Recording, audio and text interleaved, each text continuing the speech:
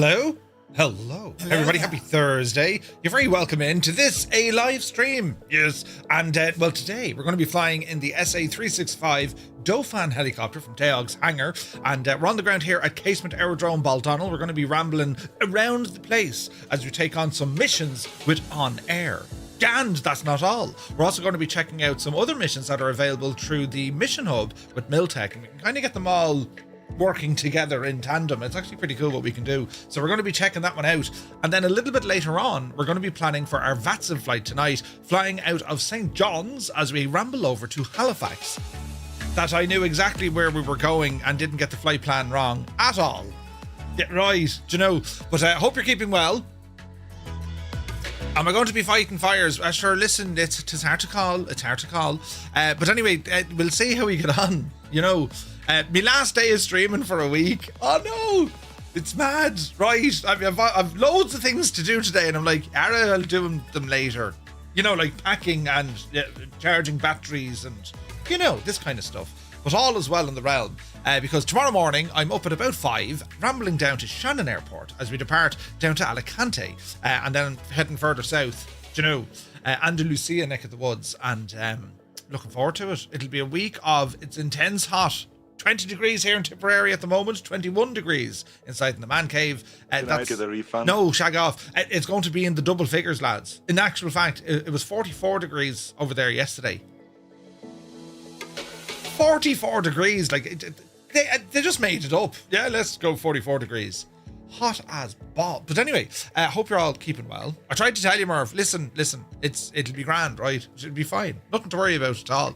We'll bring the sun cream. Yeah, right, the Ovaltine, the whole shag and knot, lads, and we'll be absolutely flying it. But anyway, on the ground here with the Dauphin, we now have 2 variants of the Irish Air Corps livery, one with a search and rescue configuration, and one with a kind of a general utility. So we're going to start off with our search and rescue. We have our winch, and we'll see what the story is. What do you mean, gingers? I'm not ginger. I took the razor to my head this morning, Jesus, then, you know, yeah, we cut it fair back now. Just to be aerodynamically sound for being on the plane. You know yourself, it's very important, these things. And then I need to, well, what does one wear on a plane? It's Ryanair, so like, not much. Or do you wear much? I can't remember. But we'll give it a bash and see what happens.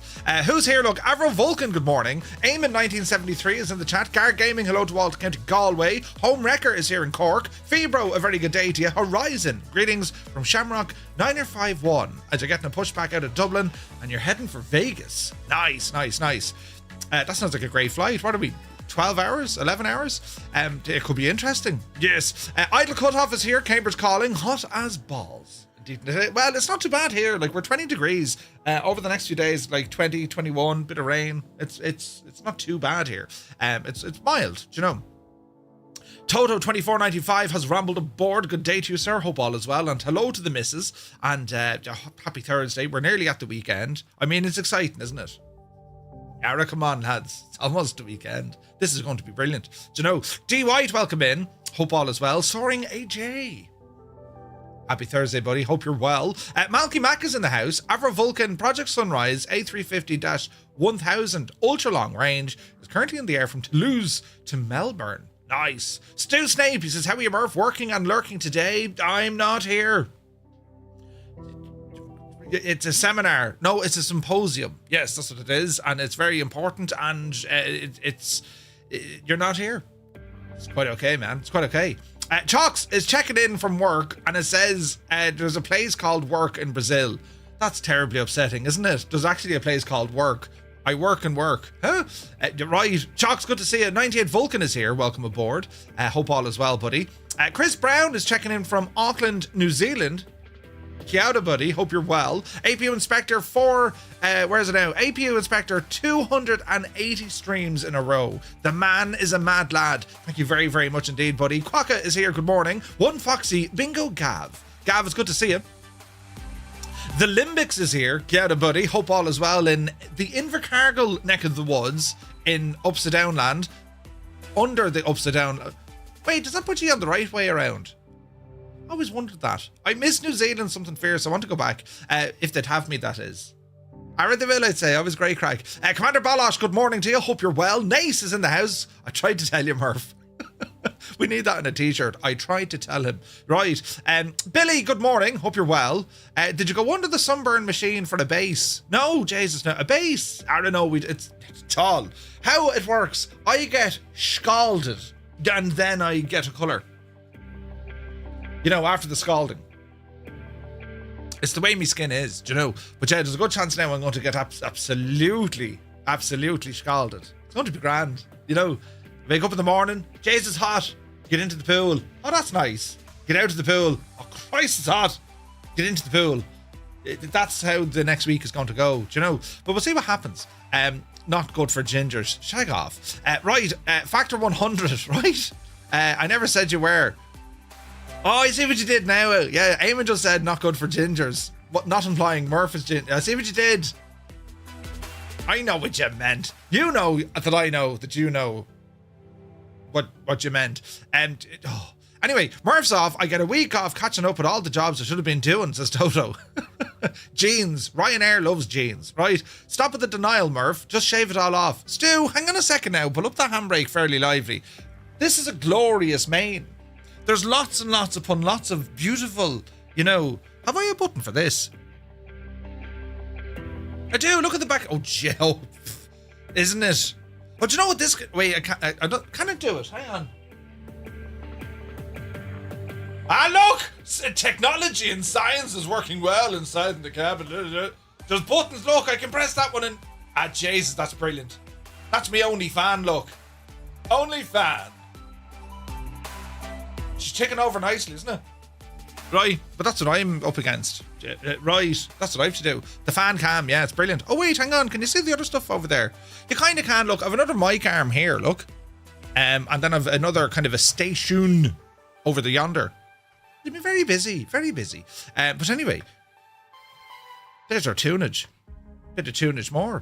The limbic says you'll take the sunscreen, but it'll come back like a freshly boiled lobster. Yes. What are we going to do on Friday night? I've nothing to do now, says Home Record. Be grand.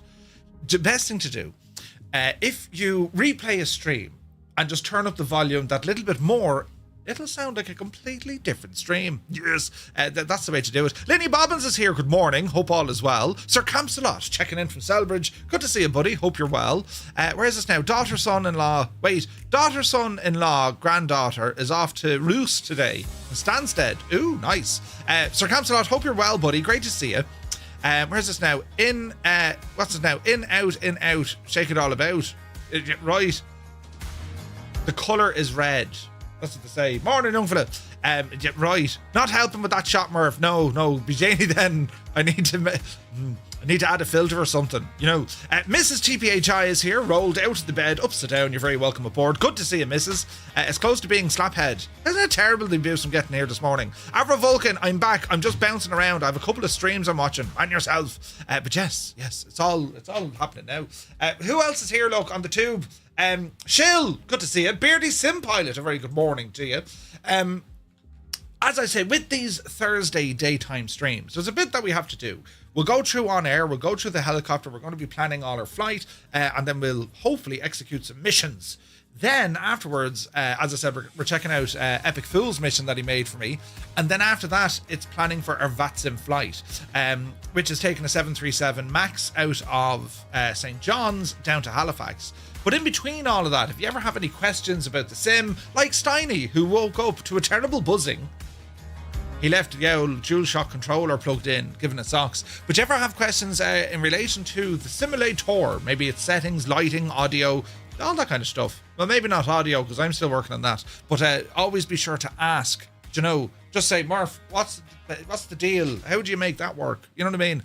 Dave Cleary, legend Dave. Welcome in, Dave. Good to see you, buddy. Frozen Gamer is here. Mrs. TPHI is still in bed. Too comfortable to move, but I will soon because I need a coffee. Where's Mr. TPHI? Have you like a bell? You have been summoned. I need coffee. Well, right. Anyway, get up out of the bed. Checking in from a lovely Farnborough is Frozen Gamer. Was I ever in Farnborough? No, I've been there in the sim. Right, but I've never got to visit. But we'll get over there at some stage. There's what are we looking at now? So in terms of travel, so I'm away to Spain for the week, and then I'm back, and then our next kind of adventure after that is going to be Bristol. Looking forward to Bristol. So let's see what happens. Steady now, indeed. Don't listen to the Murph. You have very beautiful hair, very much like Celine Dion. Yes, very like Celine Dion. I love it. That's brilliant.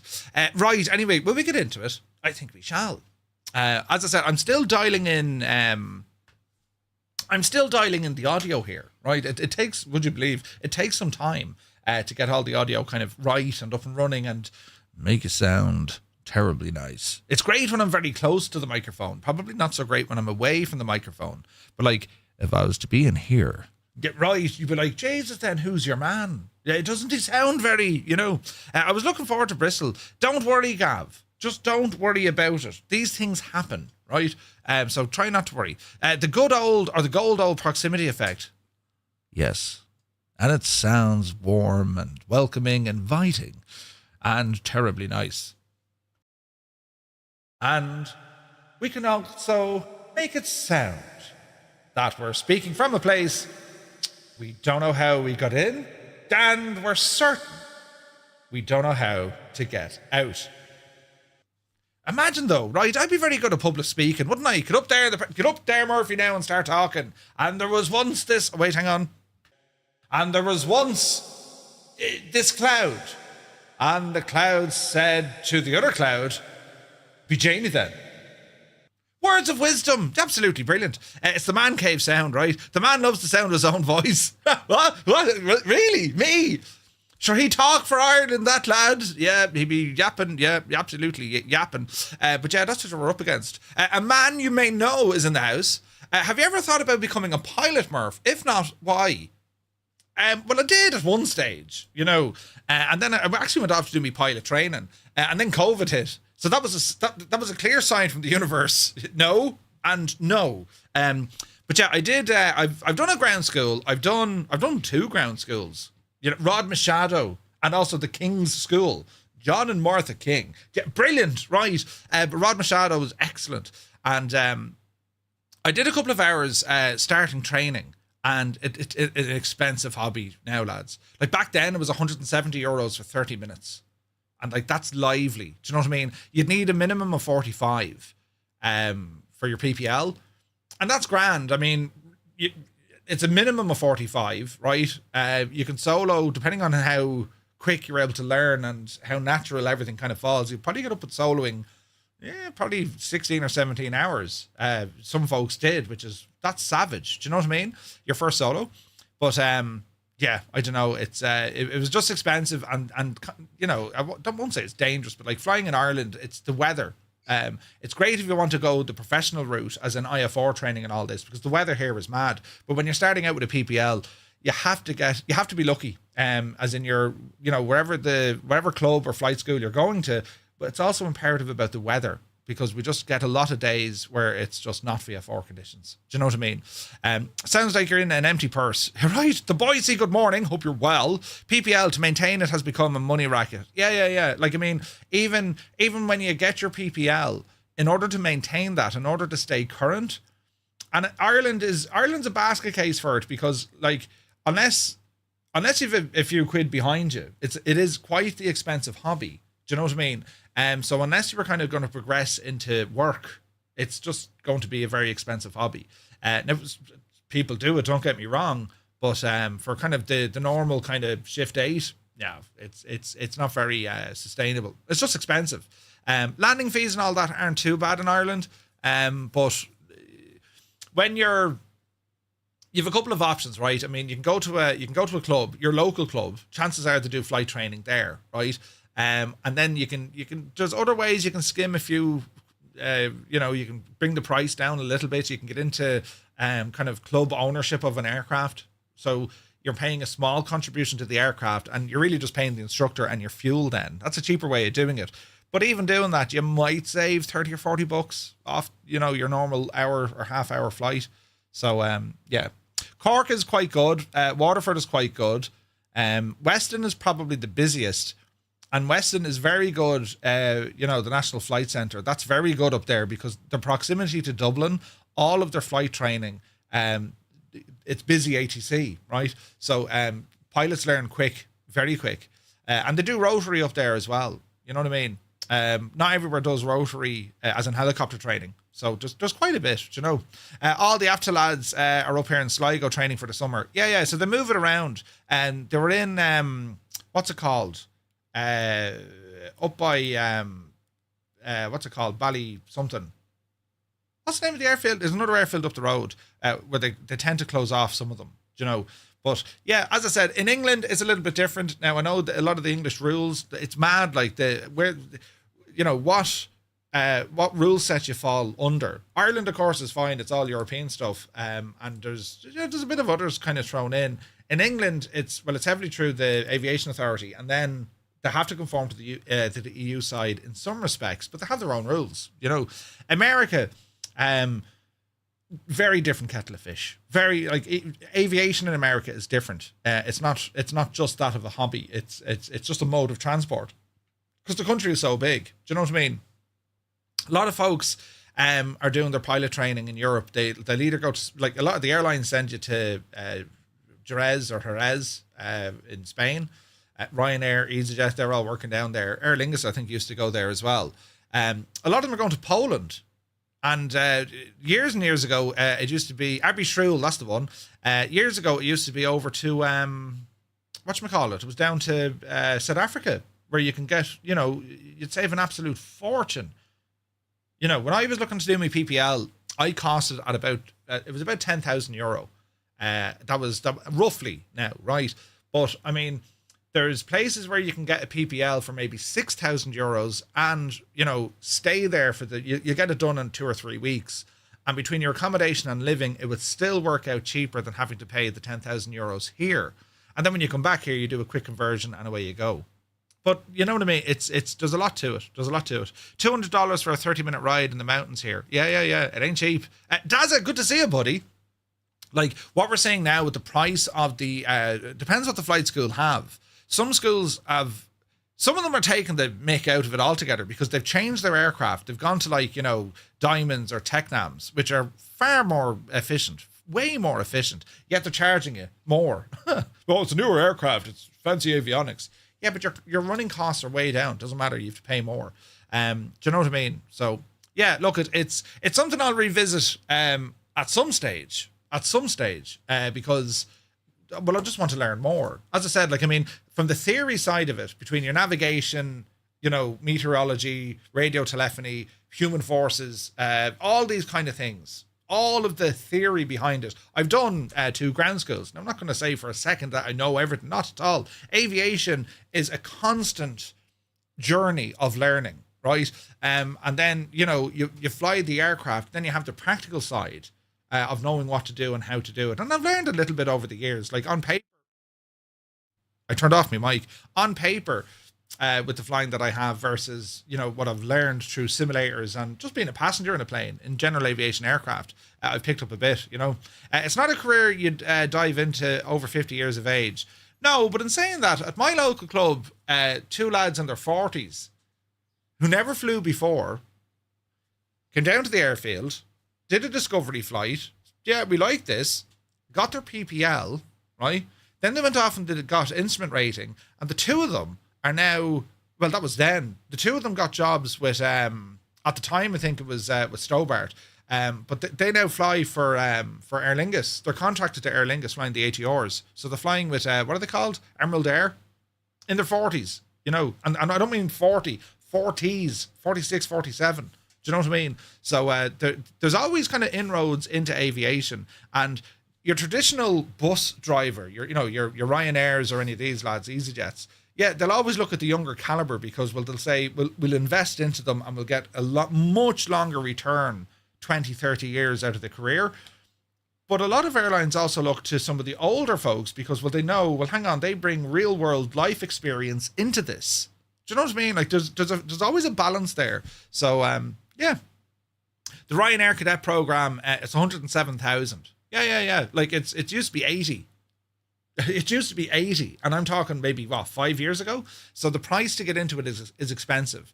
Anyone who's young, who's, you know, thinking they want to go the route of pilot, get into your armed forces. You know, and Ireland is ideal for it with the Air Corps. Cadetship with the Air Corps, that is what you want. You can go fixed wing or rotary.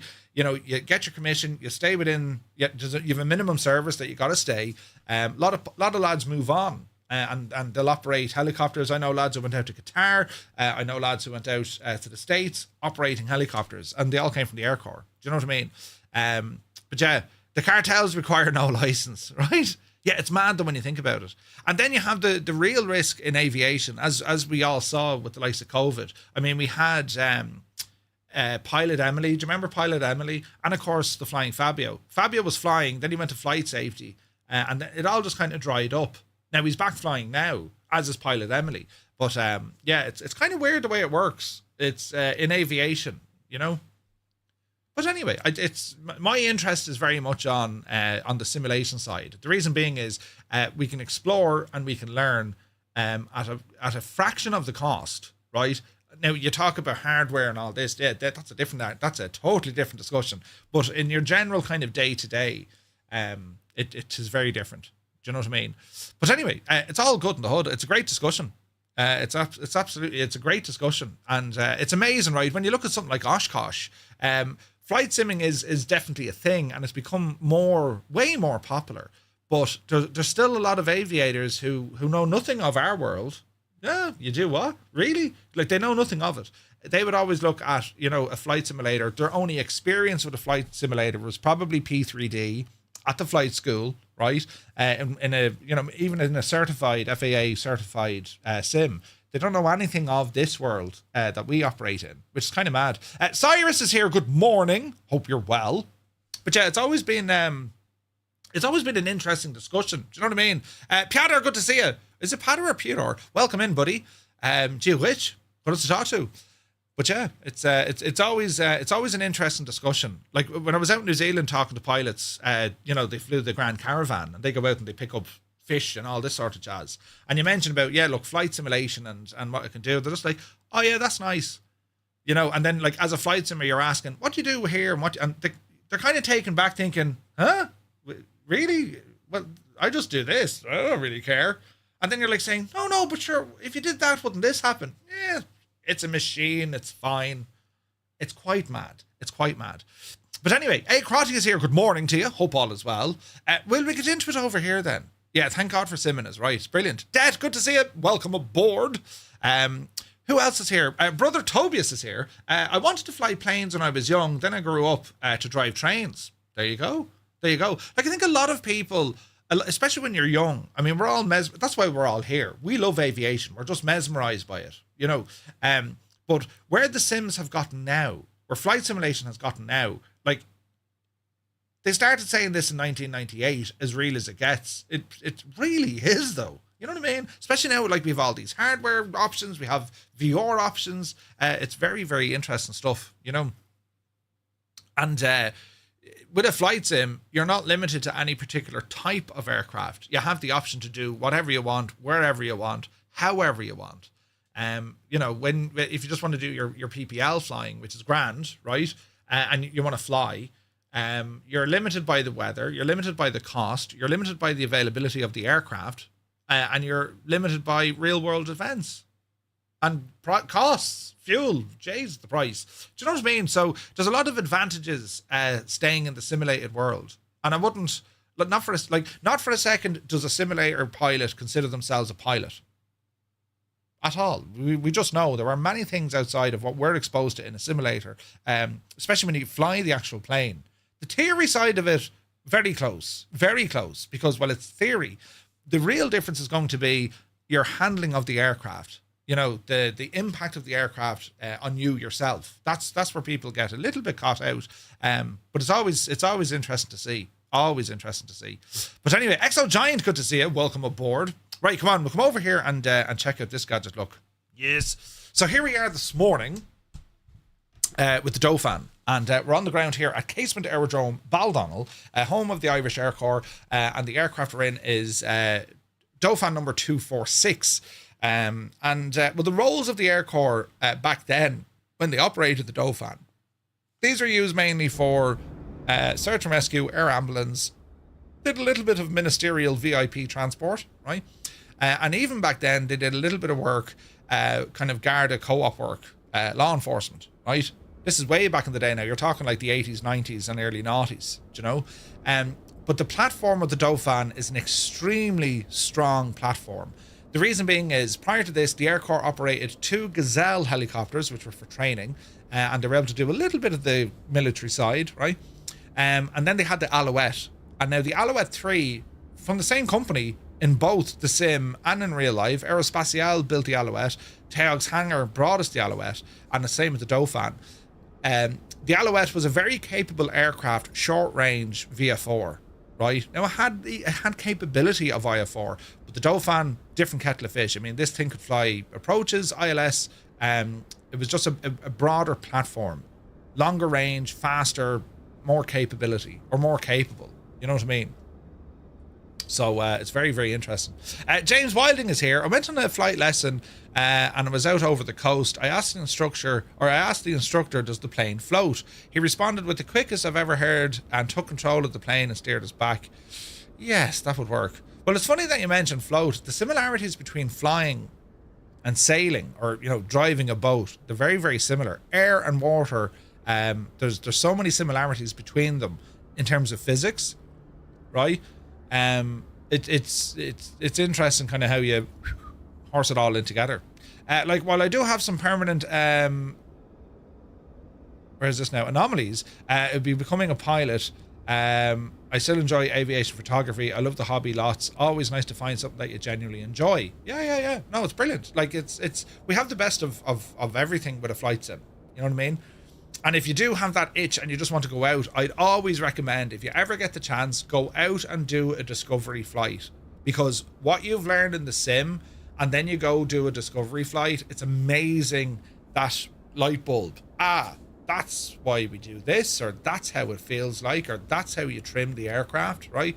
Or this is how I navigate VF4. It's an amazing thing. It's putting all the pieces of the jigsaw together. It's friggin' awesome, you know?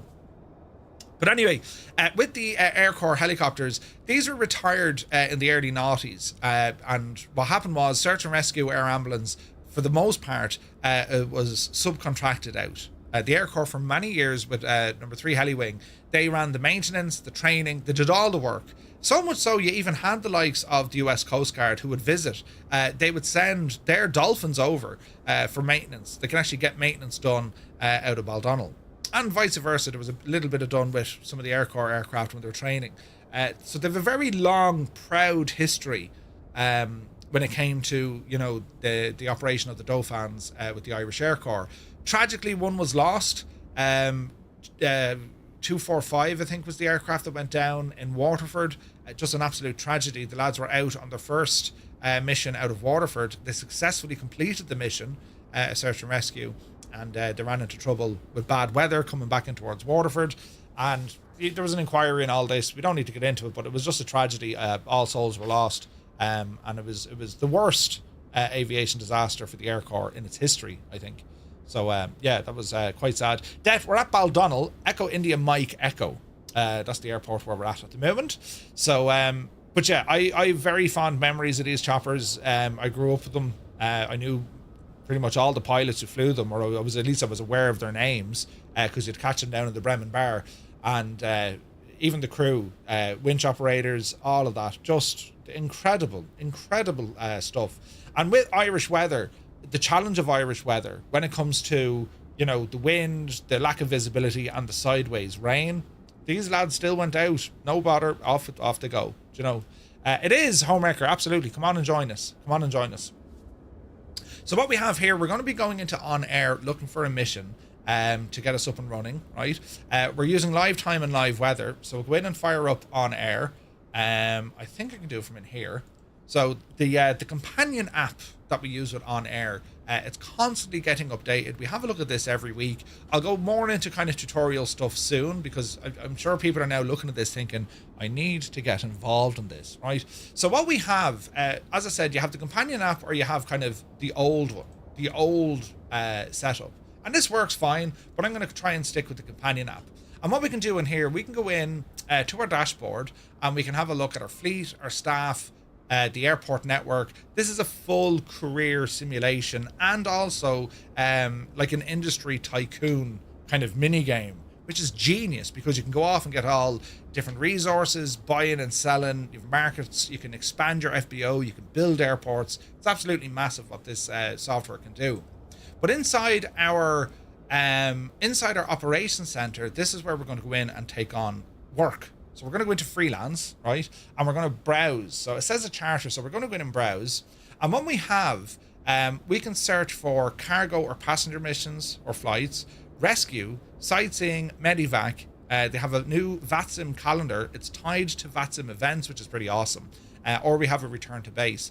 So if we click on rescue, search and rescue, you fly to an incident area, use the homing beacon and search the grid to locate survivors. Land in the highlighted zone, board the patients, and then return them to a hospital or an airport. So that's what we're going to do today. So if we have a look, we're going to detect where we are. We're in the AS365 Dauphin. We're here at Baldonnel. And if we have a look on the map, it's going to give us a number of different missions that are available in this area. For example, there's a water rescue up County kind of Sligo, Mayo neck of the woods. There's one up in Lough Erne. We've mountain rescue or off-road all over the shop, right? We also have then a road rescue. There was a road traffic accident or a collision, and we have just different ones, off-road rescue missions. All right, so this kind of auto generates these, and we've seen the likes as well with, say, intentions using SkyOps. We can create our own, and we can feed everything into each other, which is very, very good. Now, what I'm thinking, we'll have a look to see what's available. I want to get us over towards kind of Donegal neck of the woods, right? Eventually, because that's where Epic Fool has created some missions for us to practice on. So if we have a look here, these are all very close proximity to Casement Aerodrome because that's where we are, right? We're in Casement. That's up here. There's passengers here. There's a group. There's what else? Road collision in around North Dublin. There's mountain rescue down into the Dublin Mountains. We got something down here by kind of Wicklow, and we've more missions there. So I suppose we could nearly take on a mission. It's a water rescue mission. They're in a lake, right? Tree to pick up. That could be interesting. That's going to bring us kind of where we're going, right? So there's a water rescue. So go ahead and have a look at this. 3 survivors. There's a briefing. It can get us the information. The Irish Air Corps has issued a specific directive for this sortie. A critical component designated rescue order requires immediate repositioning to a forward operating base.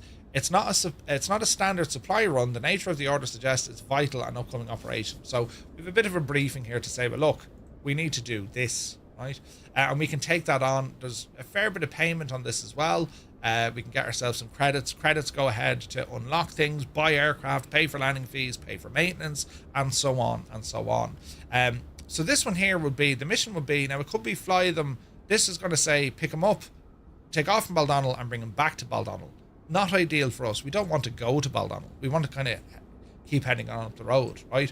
So what I think we might do, if we do a short mission, local, we can bring them back to Baldonnel and then we'll just do a flight up to Donegal, a repositioning flight, all right? We're just kind of winging it, home wrecker. Yeah, no real flight plan. So let's have a look at this. Where we are, we can get ourselves a flight, a road rescue. So there's been an accident down here, and we can have a look to see what it is. Just payment for us to do it.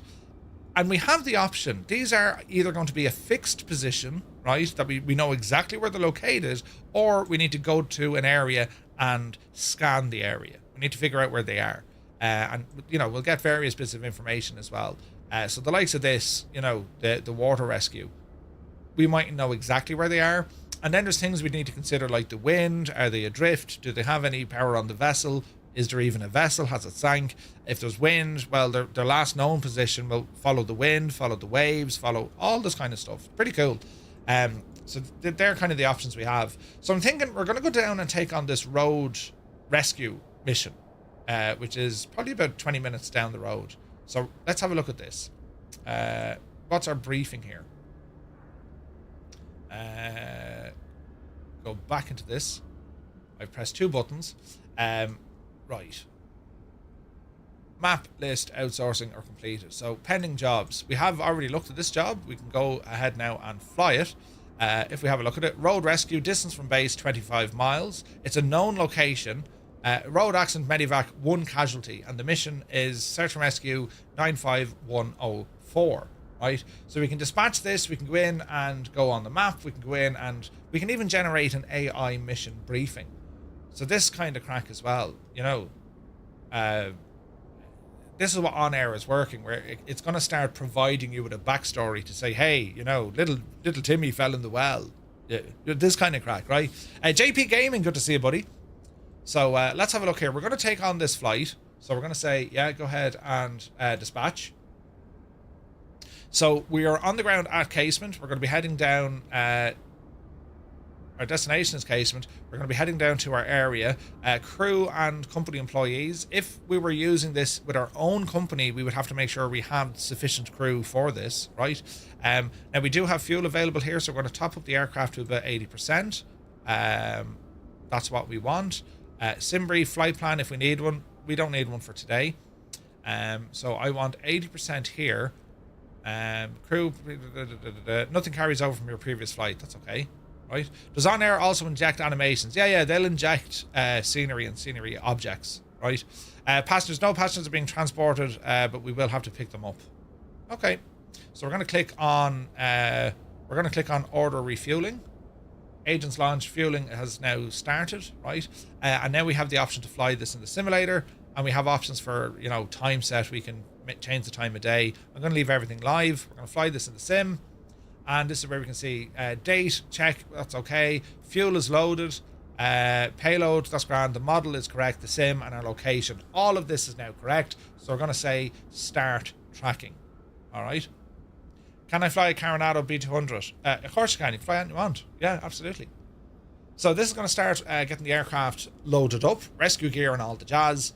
And we'll get some information probably on the ATIS situation here at Casement Aerodrome. So Flight it's via... tracker is active until engine shutdown. There we go.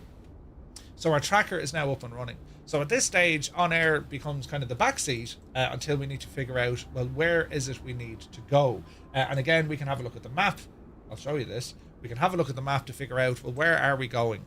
So down to Wicklow Town, right? That's where the map is showing us. So if you have a look here, Wicklow Town, and it's the road, it's on Main Street, right? It's on Main Street. So if I double up with here and we open up Navigraph, we're going to come down now and have a look at Wicklow Town. We're going to zoom right in and we're going to try and get the same location. We can even change our map here. We can go to, we can use charts, but if we use the world map or even a satellite, we can really lock this in to figure out, well, where they are. If we have a look, they're just South Quay, so there's South Quay, right? And they're between Market Street and Main Street. So I would say we're kind of here. We're pretty much here, right? So we're going to add this to the route. We're going to add this as a route. So origin is going to be Casement Aerodrome. Echo India Mike Echo. There's our origin, and that's where we're going to fly. So that's now put in Navigraph, so we now have a bearing on our charts to see exactly where it is we need to go. All right, so with that done, aircraft, we're going to get this into action. We'll jump on in, and we're going to close up all our doors. Doors are closing, and we're going to go into our exterior. We're going to remove the blade socks and also our pre-flight covers. We do have a winch on board. We don't need it for this one, probably. So that's all good there. Next up, we need to get this aircraft into action. All right, so we'll start doing that. To do that, we're going to go ahead and put on our main power with the batteries, inverters on both sides coming up, generators, get them ready to rock, remove the landing gear breaker, and we continue on with our flows. Fuel pumps, probably get away with not using fuel pumps. There's the engine is powerful enough to kind of take on board its own fuel. But for this, we're absolutely fine. So we'll go up on top here now and start getting some stuff. Cabin light notices, anti-collision lights, position lights are coming on. Over on the right-hand side, we do have the horn that'll indicate low RPM. Some lights on here as well. So we'll leave this on. So at this stage, we're looking good with fuel. Our collective is down. Cyclic is free. don't touch the anti-torque pedals on the Dauphin because of our fin back there, the tail, the fenestron. It doesn't. That's not to be moved. Do you know? The heading is going to be 143 degrees, about 143 degrees. So with that said, let's go ahead and bring our fuel valves out of off, and we're going to start up engine 1. So we're going to press and hold, wait for 40%, and then introduce fuel, and then she'll run.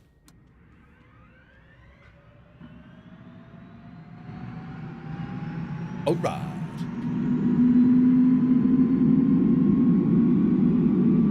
So we're just going to look for about 40% here on the engine, and then we start introducing some fuel. We have to do this slowly because we can overheat, temp out the engine, and that will damage it, right? So there's 40%. It's now self-sufficient. And we're just going to move this handle forward a bit. We're going to hear all sorts of beepings and warnings and all this jazz. That's just low RPM. If we hear another beep, it's high engine temperature. So we need to just monitor this gently. This guy here is the one we're watching. So every time we introduce a bit of fuel, we'll start getting higher temps.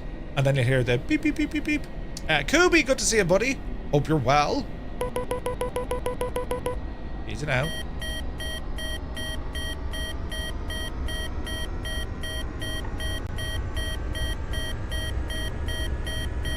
Now we can turn off that horn if you want. It's just letting us know our RPM is low. Slowly advancing. Nice and easy. Torque is coming up. Watch your temperature.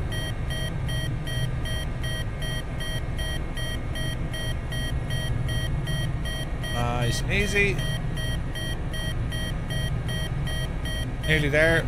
That horn should get out now. There she goes. And we'll just make sure this guy is fully forward as we monitor our temps. And there we go. So we got a good start on our first engine. We repeat the process.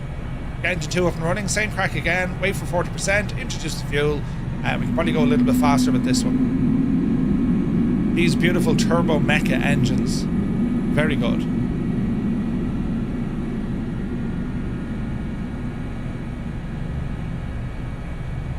Alright, there's 40%, fuel coming in.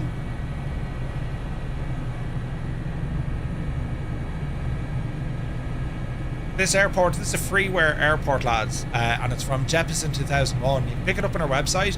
It is that of Casement Aerodrome. It's class. Where are we going and why? So we're heading down to a rescue mission. We have to go down and pick up a casualty in Wicklow. They were in a car accident, and we're going to bring him back up here to Bal. Sorry, Stu. Alright, second engine. She's almost home. Alright, both engines are up and running. Go ahead and get our pitot heats on. And we continue with our flows here. So last up, we're going to turn on lanes 1 and 2 for autopilot. We got our terrain up here. We'll get our map up here. What else do we want to do? The emergency flows, we can arm them later on, but we don't need them on this flight, hopefully. We'll also go GPS mode on this if we need it. Flight director will be on. We'll use that for our heading now in a while. Make sure that our barrow is reset, which it is. Landing lights coming into play. And we can go ahead and disengage the parking brake. So our aircraft is now up and running. We're ready to go flying. Alright, so a couple of things before we go. We want to make sure that our trim release is off. I want to set my radar altitude. We're going to go to 200 feet. So we should get a ping if we go below 200 feet. And make sure that we have some Tobii tracking here as well, which we do. There's a Mrs. GPHI. We've got a number of choppers here now. Looking around the airfield, we want to get an idea where the wind is coming from. There's a weather sock here somewhere. We'll figure it out. It's relatively calm up here today anyway, so we'll see what the crack is. Right, we're ready to move, so we're going to start advancing that collective. Come off the brakes, lean forward on our cyclic, And we can start taxiing here now.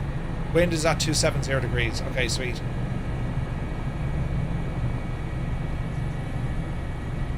So as we taxi up and along, we can also go to our transponder, and we'll make sure that that is on.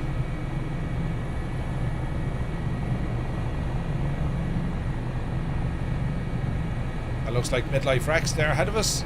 It is. Good to see you, Rex. Now, ordinarily, especially with the Dauphins, they rarely took off directly from the ramp. Rarely. They'd always taxi out a bit and then head her on. It gave the pilots a chance to go through the, you know, their various checks and whatnot. And then if the ATC at the time, if they had to schedule or sequence them, it just gave them a few moments to do it. Plus, if there was other aircraft on the ramp, helicopter down, wash, it'd be dust, particles, sand, even a stone. It would make bits of the paint of other aircraft. You know what I mean?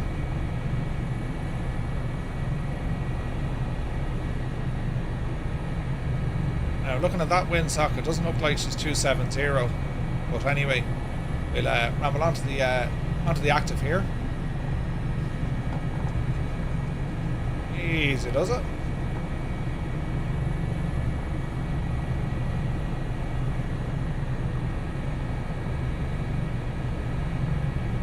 And we'll head up to runway 28 here. 010 at 5. Okay, so it is behind us. That's okay. Ideally, you want to be taking off and landing into the wind.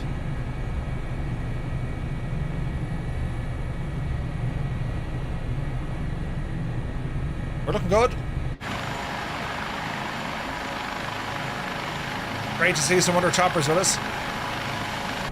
So it's going to be a right turn here, almost back on ourselves. Easy now.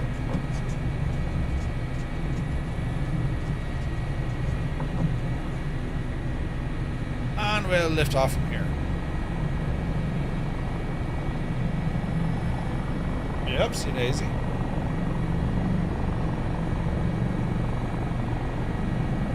Yeah, a little bit of wind, but we're okay. A little bit more collective.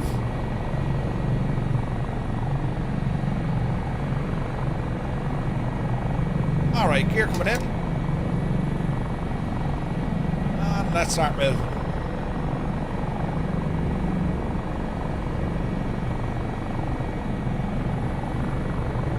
Looking good, speed's coming up.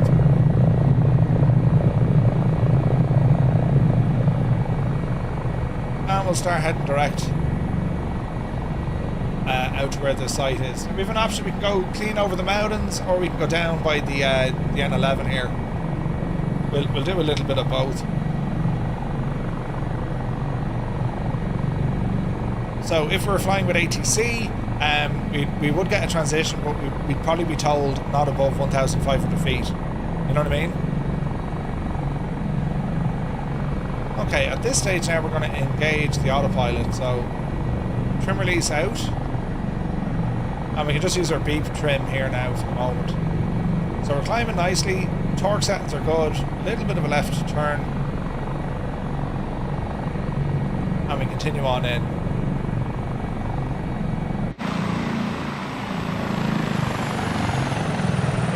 Alright. And we're on mission. Out over Tala kind of neck of the woods. And as we gain a little bit more altitude, we'll swing to the right a bit.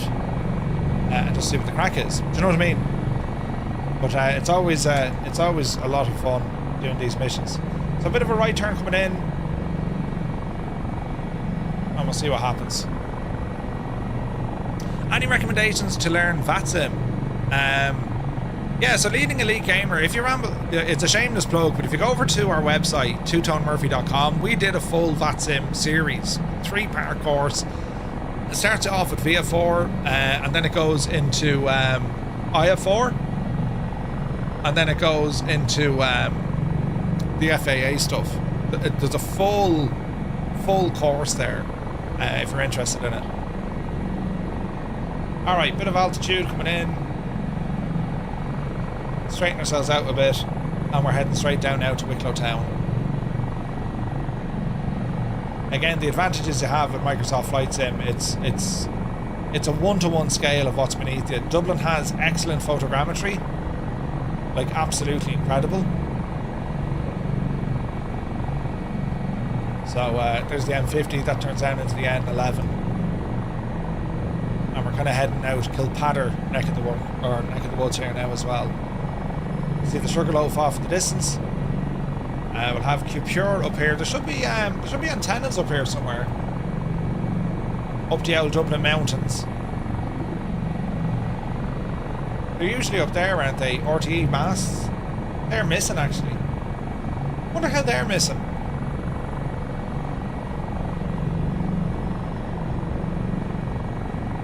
That's odd, isn't it? They used to be there. Oh no, there they are. They're coming into view here now. Look.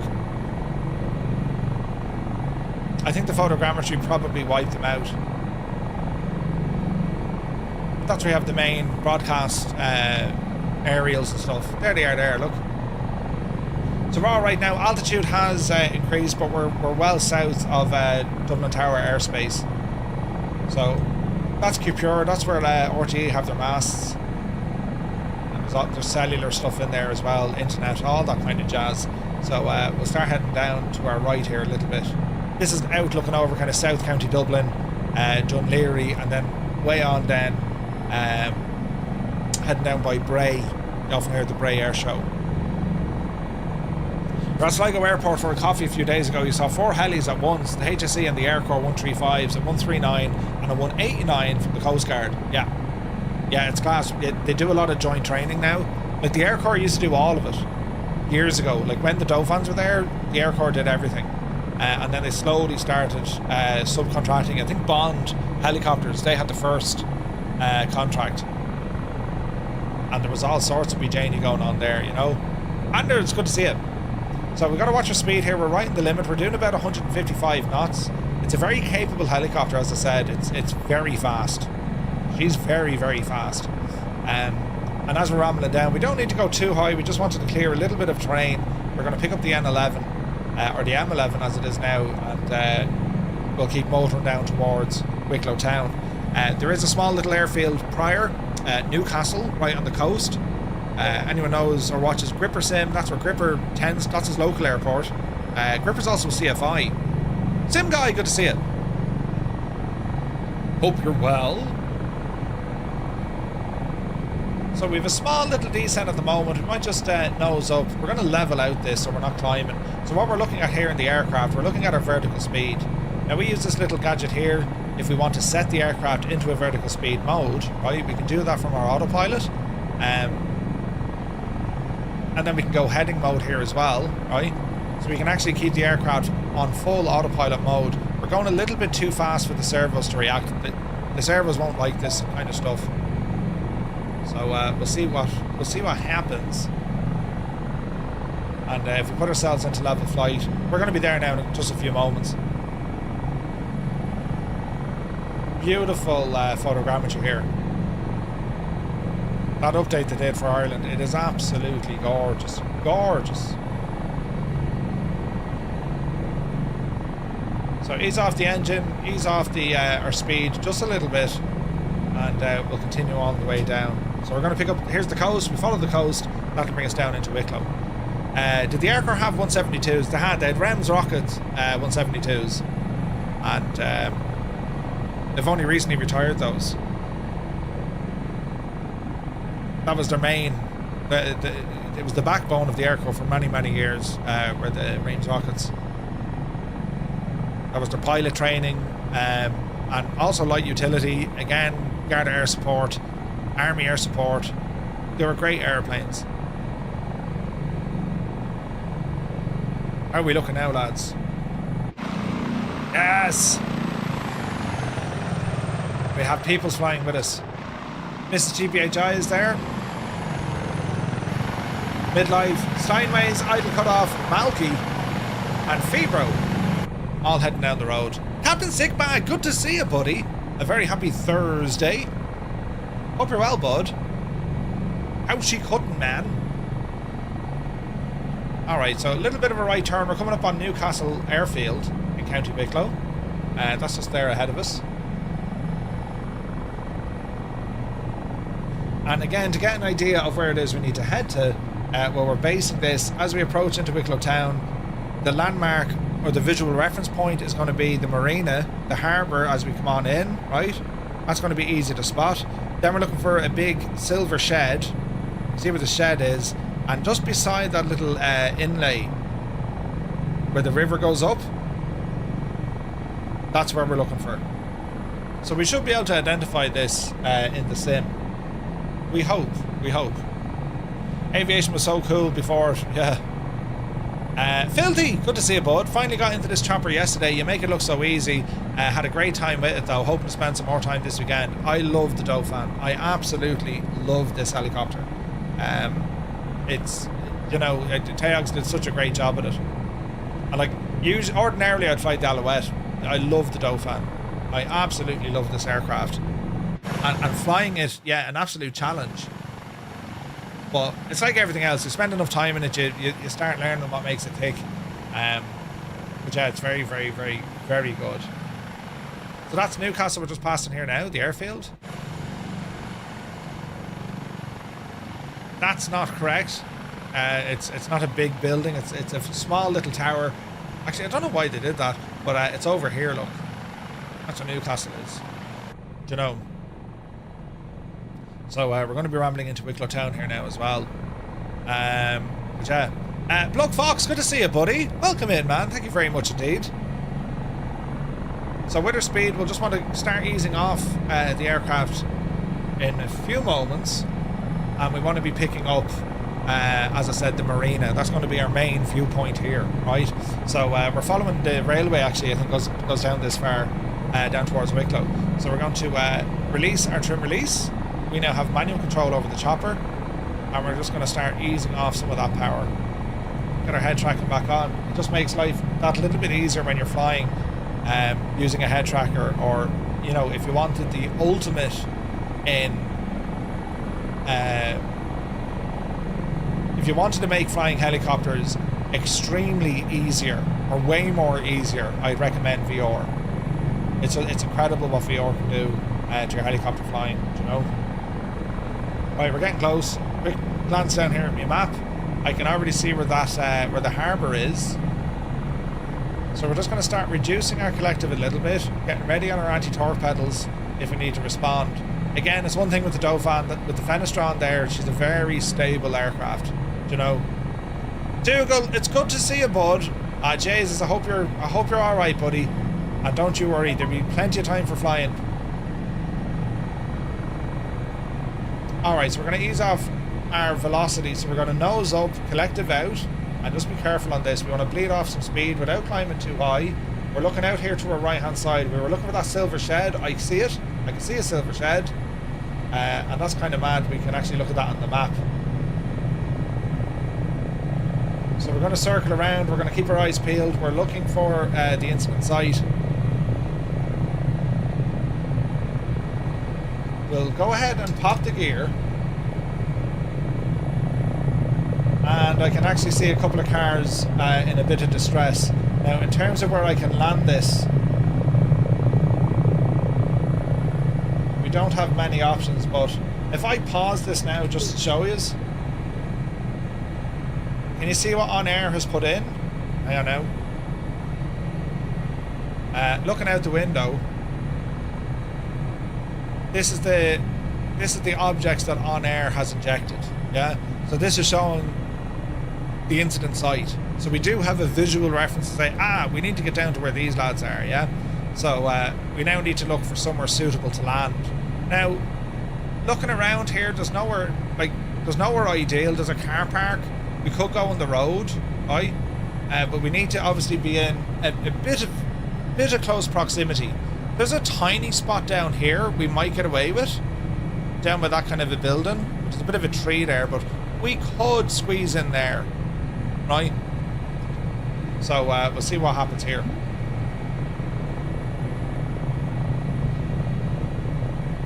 So easy does it.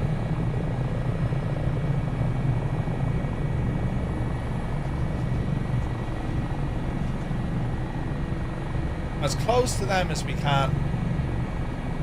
Now, we can probably stay hovering in the area. OnAir will allow that as well.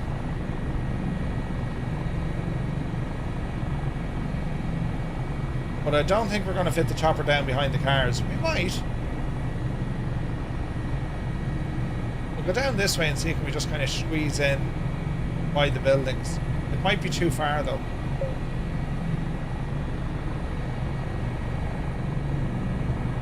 We don't want to clip any buildings on our way in here either. So we're watching out for the trees and the buildings.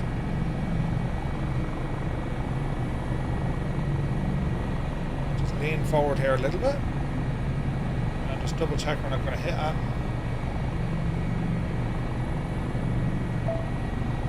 Easy does it.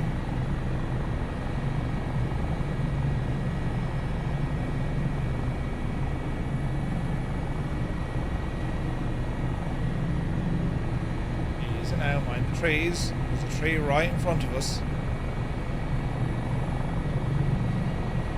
Try not to go too far forward. There's a little tree there beside us. Mind the building behind us. Alright, hold it there. Now, will OnAir allow us to do this? Yes. So, if we bring up OnAir, it can now show us, yeah, we're close enough. Road accident. We're in the zone, we're stopped, and we're going to say board the passengers. So now we need to wait here for about 2 minutes. Alright? Nah, I didn't go with the winch, no need. Dougal, you take care, my dude. We're thinking of you, mate. We're thinking of you. Flying's no crack without you, I'm just saying, you know. So as we wait here, I mean, yeah, you could use a winch. OnAir doesn't have the winch, its winch function. The helicopter has it, so with tails, yeah, we could drop down the winch man, of course we can. But we're, you know, this will work. Is it a sim ATC thing to do a rolling taxiing and rolling takeoff? No, real life as well. Some airports won't allow helicopters take off directly from the ramp. They want them to taxi out, and there's reasons for that, you know what I mean? It could be, you know, the terrain, the ground, other aircraft parked up. I mean, you're going to sandblast other airplanes if you want to take off in your chopper surrounded by other airplanes. So they want you to get out and taxi and just get out of the way. You know what I mean? Others, there is no issue. So this is all happening now. This is a simulation of boarding our passenger, right? Boarding one passenger and keep the aircraft stopped. We're stopped on the ground. We got close enough. We're now boarded. Mission has updated, and they're telling us get ourselves back to Baldonnel, and we have 20 minutes to get back there, right? So we better manifest. 0 passengers on board Eurocopter AS365 Dauphin, bound for Baldonnel. Priority handling. They're still working on the voices and whatnot, but right, this looks good to us. So we're going to lift off slowly because we just happen to be in a tight spot. Mind those trees.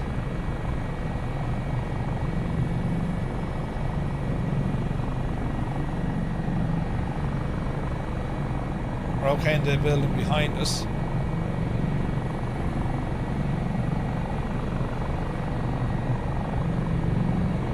Alright, we're clear of any conflicts. Leaner forward. Mind the aerial. Gear up. And now it's a return back to casement.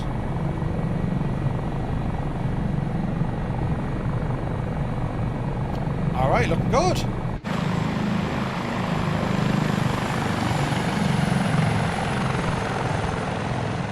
Okay, part 1 of our mission is complete.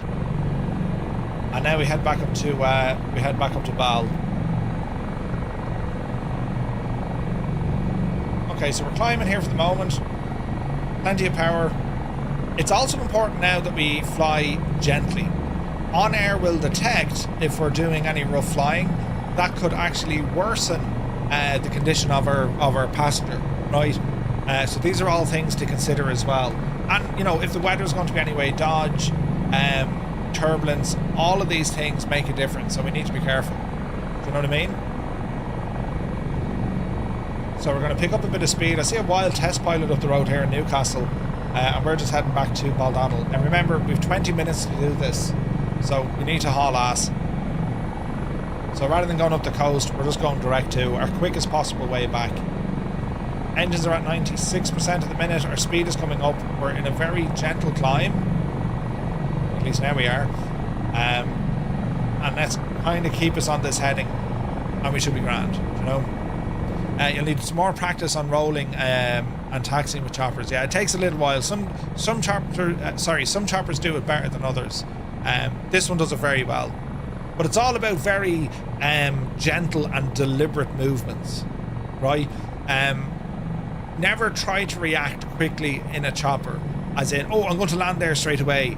You need to give yourself enough time to, you know, control what the chopper is doing.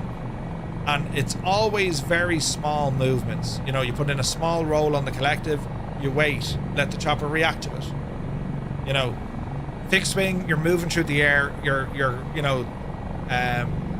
leading edge, or your control surfaces, they react very quick.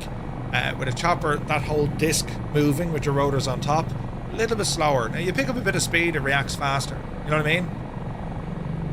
But yeah, it's very good. Muse fan! That's very loud. We'll try that again. Muse fan! Good morning. Good morning. Good morning. Muse fan was up till about 3:30 this morning. Good man, Muse. Kept us up all night watching that freaking thing. But sure, he's on his holidays. So we're doing well. Hey, Cyrus T is with us as well. Brilliant.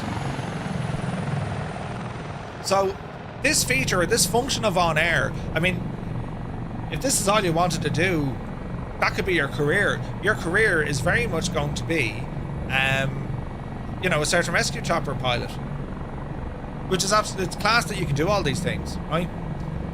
We've 15 minutes to get back there. This is going to be a little bit tight, right? But we'll see how we get on.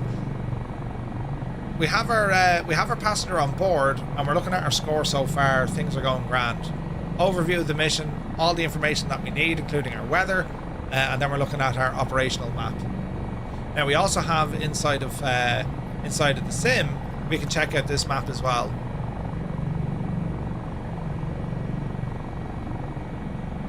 Which is cool. 3:30 was Muse working on his cable management. Mrs. TBHI is like, I'm saying nothing. Linny says, I didn't even need to message to see when he went to bed. I could have just sat here and got the same information. Yeah. Brilliant. The answer isn't yes. Brilliant. Alright. Altitude wise, we're alright-ish. Put the nose down now. Let's go level flight. And we're looking for maximum speed. We're on a mission. We're on a mission.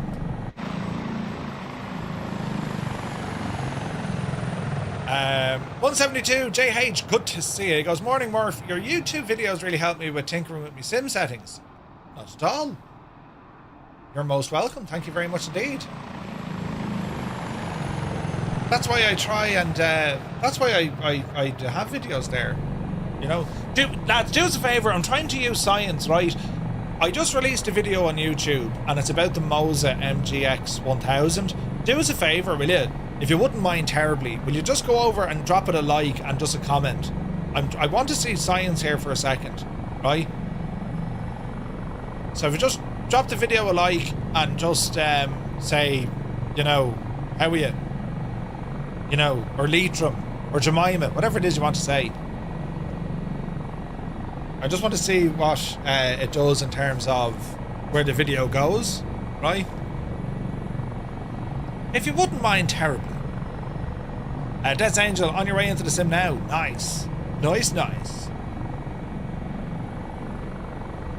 So we're fairly motoring here, lads. Beautiful scenery here. This is over the Wicklow Mountains. There is absolutely gorgeous scenery off here on our left-hand side. It is incredible. Really incredible out here. It's gorgeous. Absolutely gorgeous.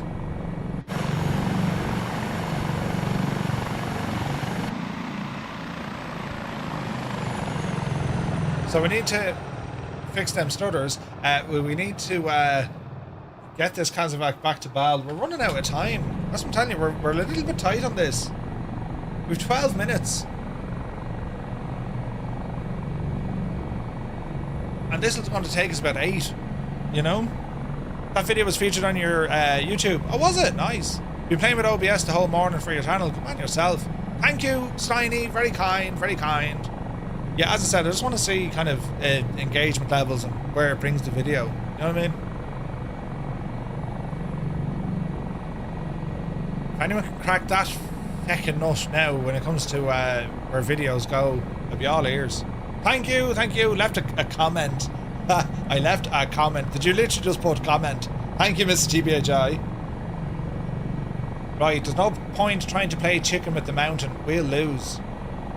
So, we'll go left a bit. You did? You literally said comment? That's hilarious. That's hilarious. Brilliant. Alright, we're going to be good and low coming over these mountains here. I say mountains, they're hills, but they're mountains if you walk them. Do you know? Sligo for science.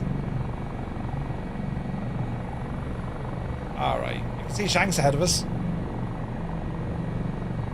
How long have we got? 10 minutes. Jesus.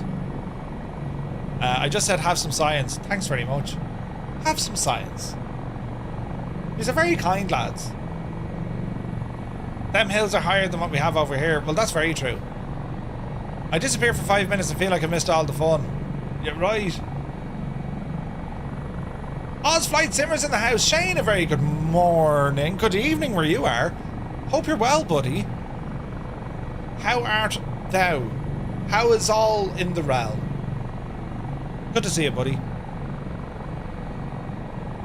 Stu, we were just saying, get over to YouTube and look at me video and give it a like and drop a comment. No pressure. Don't be the only one who didn't, right? Request received, job done on the video. I left a sentence. Tim Waters. Briefing, casement 80, thank you very much. Visual flight rules, wind north at 6 knots, broken clouds at 3,290 degrees. Plan your approach accordingly. Hippopotamus. Right. Give up smoking. Shane gets a hello, but not for me. Oh, Big Al is here as well. Jesus, Al. How did you sneak into the parlour without me seeing you? Good to see you, buddy. Poor old Big Al, huh? That's terrible, isn't it? Sorry, Al. Hashtag Al, we're sorry. In the interest of science, I've added this comment and a like. Currently playing in a browser. Nice. Hey, Crotty, thank you very much indeed. Right.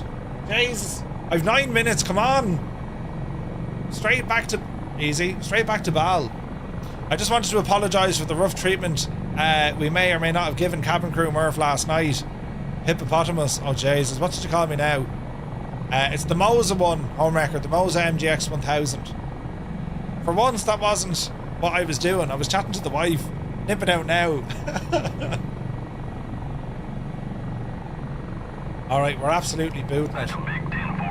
Myo Games, thank you very much indeed for 14 months, buddy. What a ledge.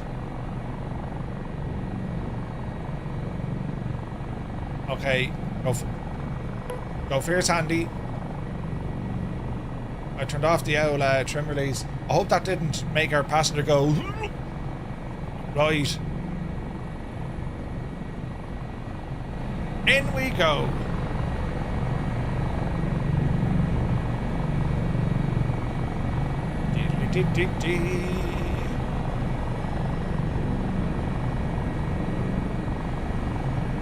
Easy now. Speed is coming down. Landing gear coming down. And we're not going to hang around here. Let's get this onto the ramp as quick as we can.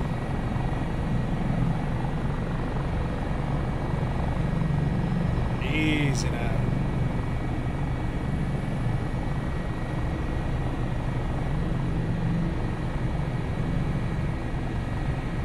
Easy. Easy.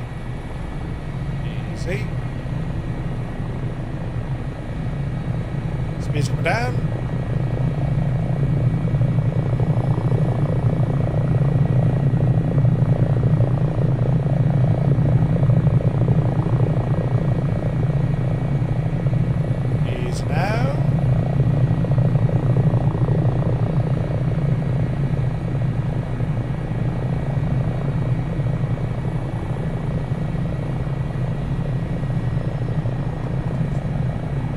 chopper.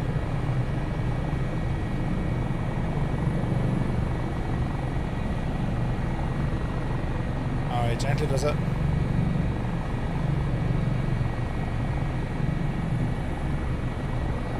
Easy.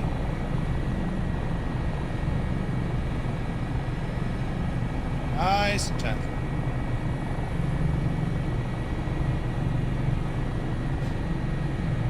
There she goes. Okay. On the ground, landing logged in the tracking. Right, that's all set. That's all locked. So we should be shutting her down now. Passengers are still on board. Engine's coming off. Fuel pump's coming off. A casement AB patient handed over to medical. 0 passengers delivered. Alright. Engine secured. Tracker noted the shutdown. Excellent.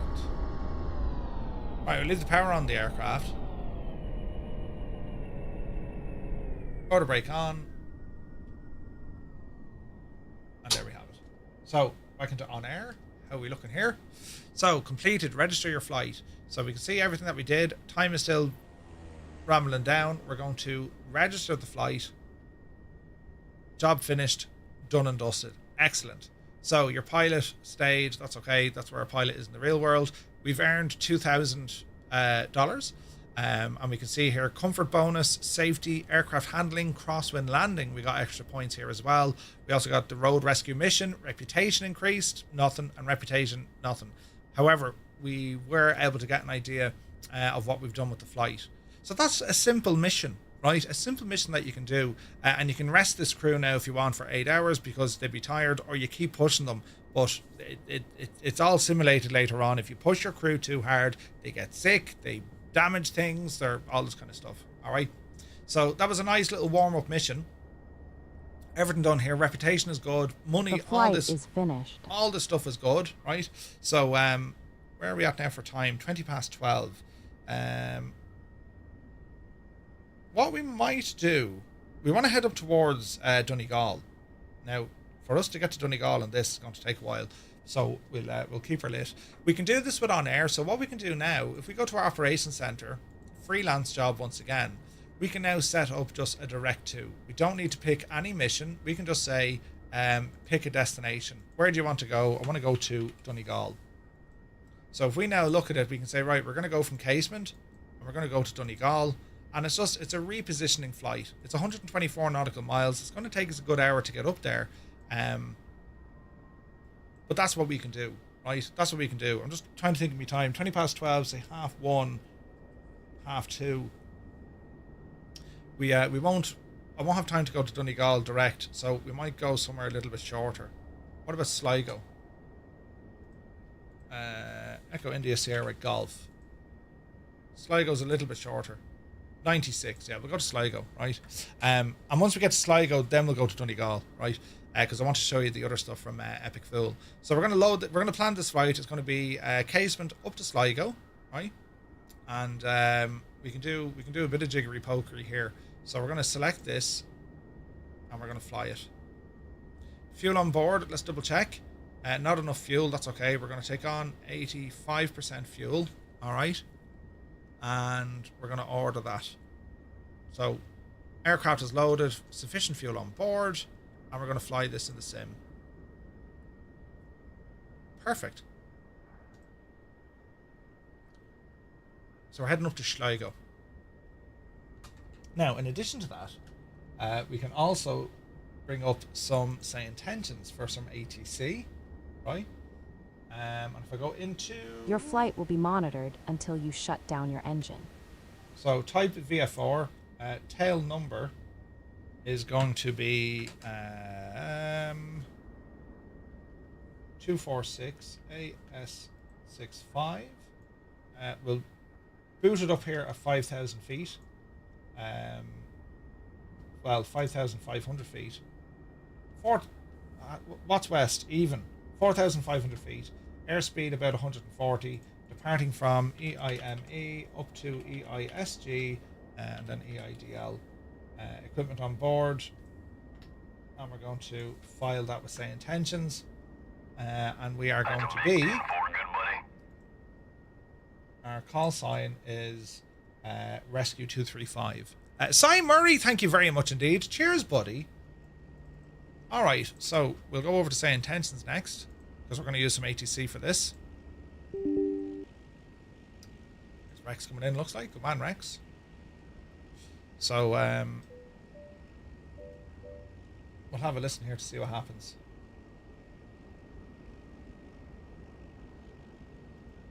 One to 1,755. This seems to be a little bit on the low side. Wrong button, Murph. Mixer. Is we say intentions nice and loud? It is. Okay, so we're tuned to 1 to 1,755. Baldonnel ground, rescue 235, radio check.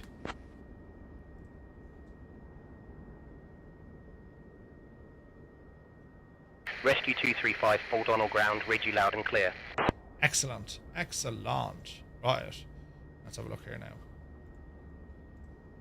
Baldonnel ground, rescue 235. We are a Dauphin helicopter. We're flying VF4 up to Echo India Sierra Golf.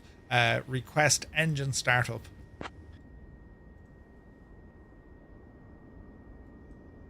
Okay, so fuel pumps. Bring them on. Rescue 235, startup approved. Startup approved, Rescue 235. Riot. So we have all our little systems talking to one another now, which is deadly. So, well, let's go ahead and start up this machine here, shall we? Are we ready? Rotor brake is off. Open these guys. And there's going to be a startup on our engine. So, engine 1 coming up. The Hewlett Packard still have a landing strip in league slip. Yeah, I think so. Yeah. Mulhuddard, I think, was it? Or was that IBM I'm thinking of?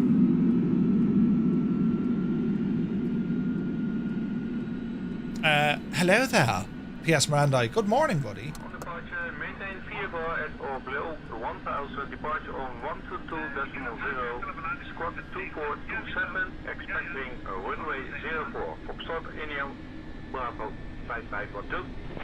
That's awesome, we have audio with same intentions, isn't it? Absolutely deadly. Alright, let's have a look here now.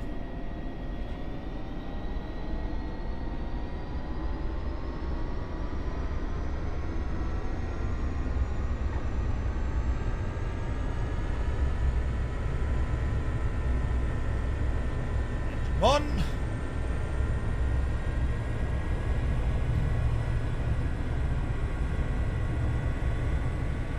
Now, Foxtrot India, Bravo 5512, can you ask Cliff to move a bit to the left? Use now. Alright, engine 1 is in. Engine 2! Definitely Hewlett Packard. Yeah, I think there is. If you look at the world map, if you look at the world map, you'll see, if you're in a helicopter, look at the world map, it'll show you where all the helipads are. Which is class.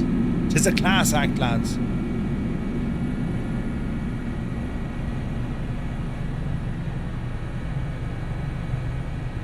Okay, 40%.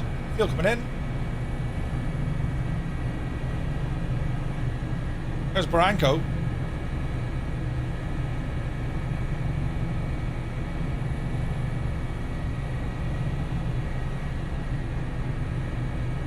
Slowly but surely getting there now, lads.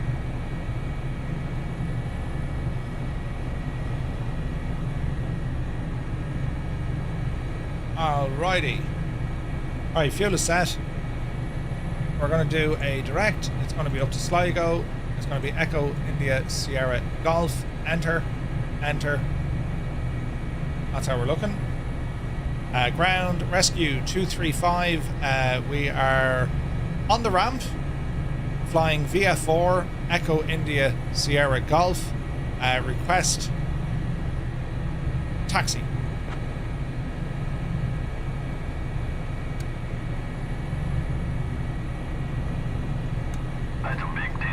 Rescue Patrick Doyle. 235, taxi to holding point runway 04 via Alpha, hold short of runway 28 and confirm you have information X-ray.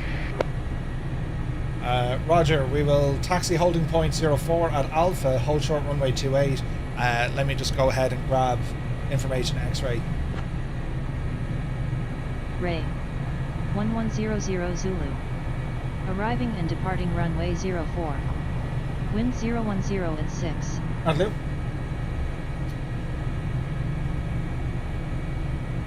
121.755. 121.755. And ground, yes. Rescue 235, we have information X-ray.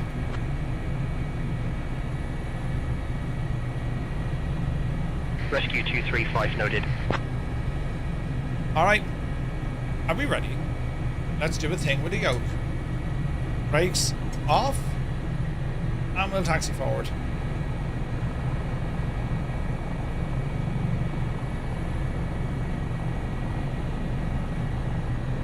Taxi to point runway 04 via Alpha, short of runway 28. Foxtrot India Bravo 5512. Easy now.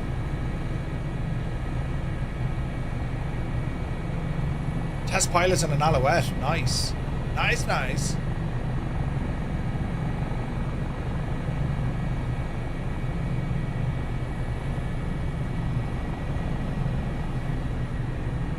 Alrighty.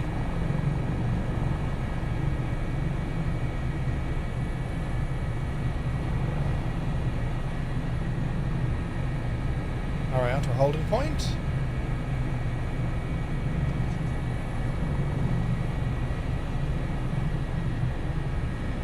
Approaching runway 22. Wexford Hurler, good to see you. And Rescue 235, we are at holding point Alpha.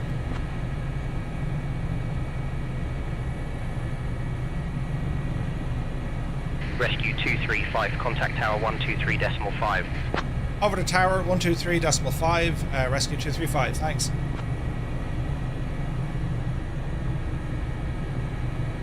Baldonnel Tower, Rescue 235 at holding point Alpha, ready for lift at your discretion.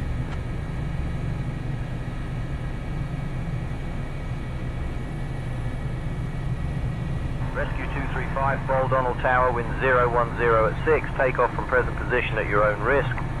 Clear takeoff, present position, Rescue 235. Alright, and lure. Yupsy daisy. Rescue 235, wind 010 at 6, departure from the apron will be at your own risk. Roger, Rescue 235. Easy now.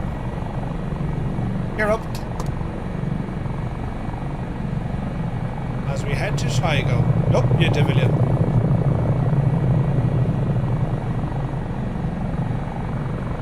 Days we came low there, didn't we?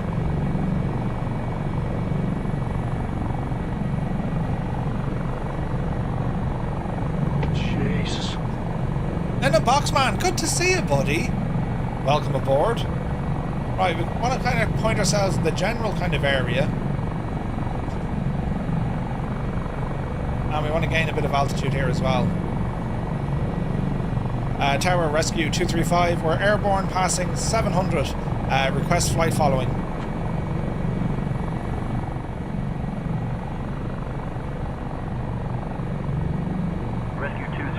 No radar, contact approach on.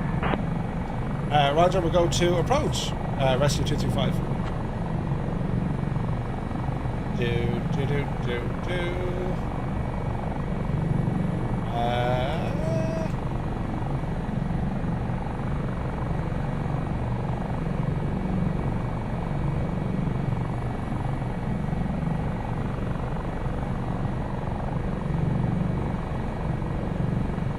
Need to find approach.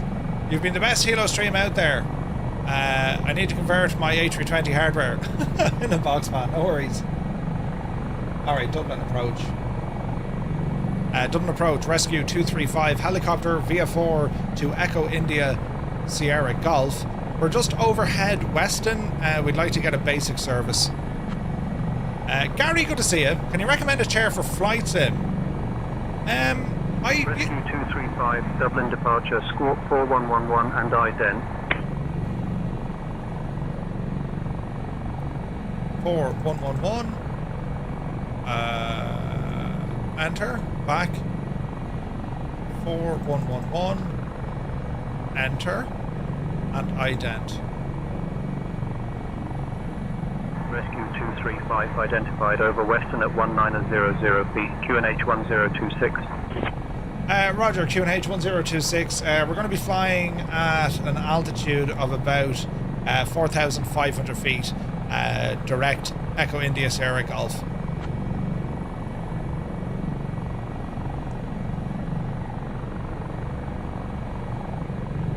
Alright, let me go this way a bit. So the chairs I use, and I find them very good, they're from Arozzi. A-R-O-Z-Z-I. I've no affiliation. 235, contact Shannon, info on 127.5, Squawk 7000, have a good afternoon. That's interesting. Roger, over to Shannon, and we'll squawk 7000 over to 127.5, Irish 235. No, Rescue 235, you muppet. They want to squawk in VF4, that's interesting. Shannon 1275. Shannon, Rescue 235, climbing from 3,000 feet up to 4,500 feet.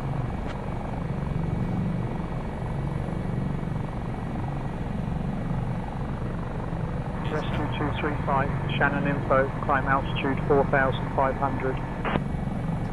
Roger, we're climbing to 4,500 for Rescue 235.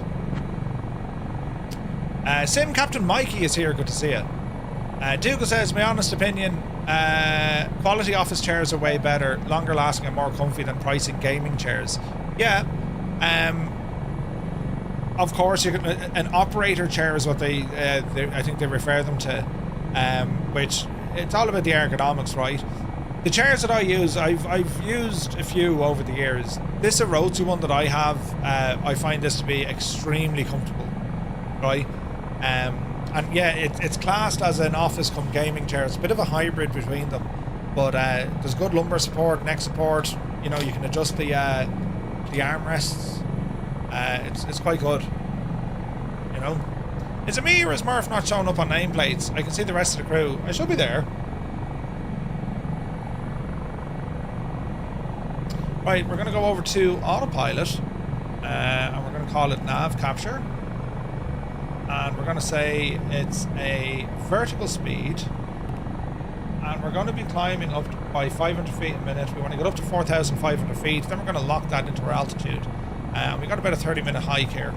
Our speed is a little bit low as we're climbing, but we should be fine. Everything else looking on the aircraft is good. We got some beautiful weather, and we're heading up to Sligo. Does it work with small hands? Yeah. Someone who lives in Bristol, every time you say Weston, I think you're talking about our Weston Super Mud. Oh. Hey, Sunjammer, good to see you, bud.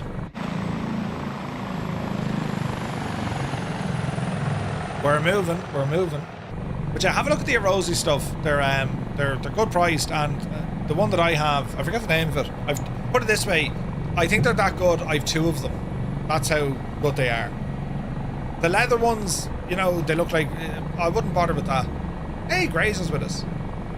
This one, I ordered these in my last job for all our operators, and I loved them. They were very comfortable. They were just like, yeah, these are a great chair. You can be in the, like, and I was in logistics, like, so operators are literally sat 8 to 10 hours a day, and they raved about, they love these chairs. You know, they do have other ones. Verona, I think this is a Verona. They have other ones that aren't as comfortable. But these are pretty good. Okay, 4,500 feet. Lock altitude. Stop the climb. And now let's see what happens. So our airspeed should start picking up. And all should be well. We have Shannon Control looking after us. We're at 4,500 feet. And our airspeed is picking up. We're on a direct run over to Sligo. The Dauphin will always lean slightly right in order to maintain a straight line. It's just counteracting the forces of the chopper.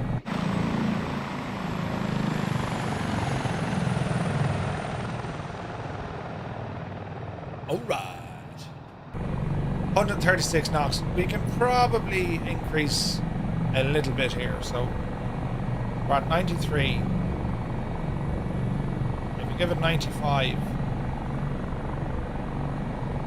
that'll get our speed up the road a bit. You know.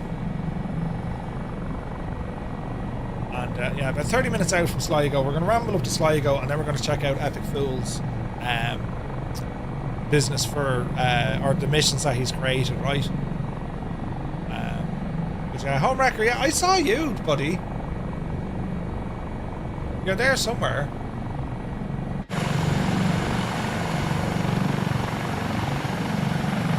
I can see you behind me, look, Shanks. Definitely there, right? Definitely there. Now, as we're flying this, right, this is, again, it's an on-air mission. We're doing a reposition flight. So you can see everything that's where we're being tracked. We're integrating with, say, intentions to be able to give us ATC. So you can kind of see, you can link all these things together, and it's incredible. It really, really is incredible that we can horse all these in together. I absolutely love this. Now, something we're going to be doing later on, of course, is going to be our flight for this evening. So in the cruise here, let's go in and start planning our VATSIM flight for this evening, shall we? We'll hit two birds with the one stone. So sim brief is grand, Venture Sky, and then our group flight. So tonight we are flying from St. John's and we're heading up to Halifax. That is our mission. So if we go to this sim brief flight plan here, we can start planning our flight. So Halifax Stanfield, it sits inland 35 kilometers north of the city. Interesting fact, Halifax was one of the key transatlantic ferry staging points during the Second World War, with thousands of aircraft passing through the region on their way to Europe. Now, right. Sir Beaky, good to see you, buddy. 0530 in Canada. Good morning from Canada. You're just not seeing me? It's weird, isn't it? Alright, so our aircraft tonight is going to be Firefly 235. We're flying in the 737 MAX because I just enjoy the airplane, right? Block time is just over 2 hours. St. John's, Newfoundland, over to Halifax in Nova Scotia. This is going to be a nice flight. So let me see. We're on the text. Well, no, we're on a non-standard departure via text, and then we got the Cabot 5 arrival. We're planning for runway 28 departure and 23 arrival. All right. So we'll generate that flight. Let's have a look at Venture Sky, just to get an idea of the weather a little bit later on, right? So let's have a look. So here's St. John's, here's Halifax. We're going to be flying this one tonight at around 8 o'clock. So the temperature in St. John's is going to be a nice kind of 23 degrees. And by the time we get over to Halifax, Jesus, just buttons here over on YouTube. What happened? Let me see. Gary Williams, thank you very much indeed for the gifted membership that went to Sir Beaky. Very, very kind of you, sir. Thank you very much indeed. Closer to 9 p.m. at the intro. Sure up you, will you? Well, he's right though. Right. So Halifax then, we're going to say it's going to be around 20 degrees. So it's nice, right? It's nice. But that's only some of the story. The wind. So as we depart out of St. John's, you can clearly see what the wind is doing. It's coming up from the south. That's why the temperature is warm. It's a southerly wind, and it's going to be the same into Halifax. It's a southerly wind. Right. What about our cruising altitude then?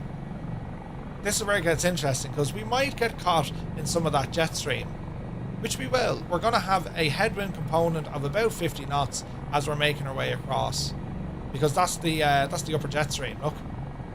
So we're going to have to fly against that. So that'll make life a little bit interesting.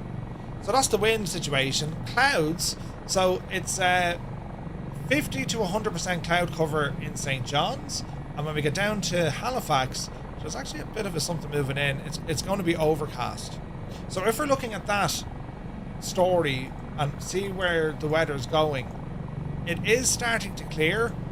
But by the time it won't be clear by the time we're in there, right? So next up we need to have a look at precip. So there's rain and thunderstorms on the way. Come 10 o'clock, we're going to be landing in a bit of rain. No two ways about it. There is rain due in Halifax when we get in there. And if we have a look between, we say 7 o'clock, 10 o'clock, and even go a little bit later, we're definitely going to be landing in the rain tonight. All right, and we got to be careful because there's thunderstorms down here, and there's a massive cell of weather moving up.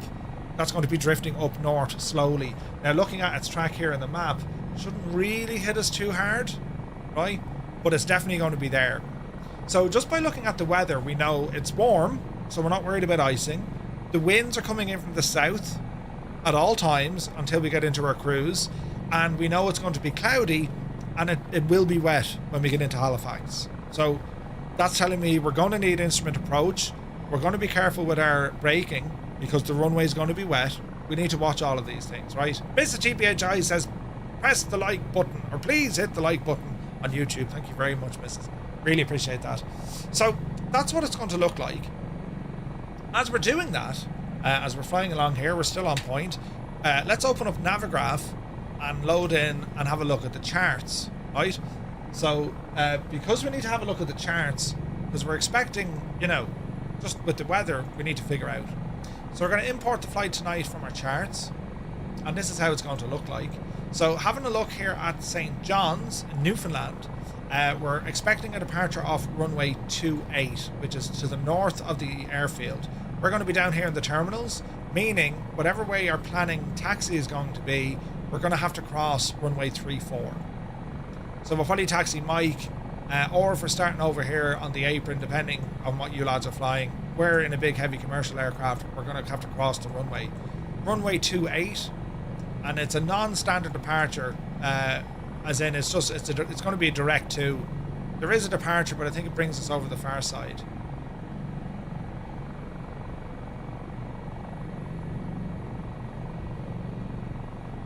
There's no transition, so we don't need that.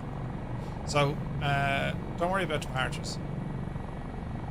So as we're flying along, it's over to text, and then we continue. When it comes to our approach, we've planned for the Cabot 5 Alpha, right? Says Sim, good to see you, bud. Hope you're well, mate. Welcome aboard. So the Cabot 5 arrival, we're coming in this way, and now we can see, right, things get a little bit tricky, depending on the runway we're going for. All right, so we know we're planning runway 23 into Halifax, runway 23. All right, so there is 32. 23 is here. So we're coming in from the north, yeah. So Bosub is going to be an important waypoint for us. Bosub is going to be important because from Bosub, that's going to dictate where we're going, and chances are it's going to be on Cabot or Liros, right? And as we head in, now if we have a look at the approaches, we can say, yeah, we can get an ILS. Lovely. Let's go with that. Add that to our route, which means our ILS is going to pick us up from Liros. That's CIF. That's our initial fix. Perfect. So if we go back to our star, Bosub, and then we need to get ourselves down to Laros. Does that make sense?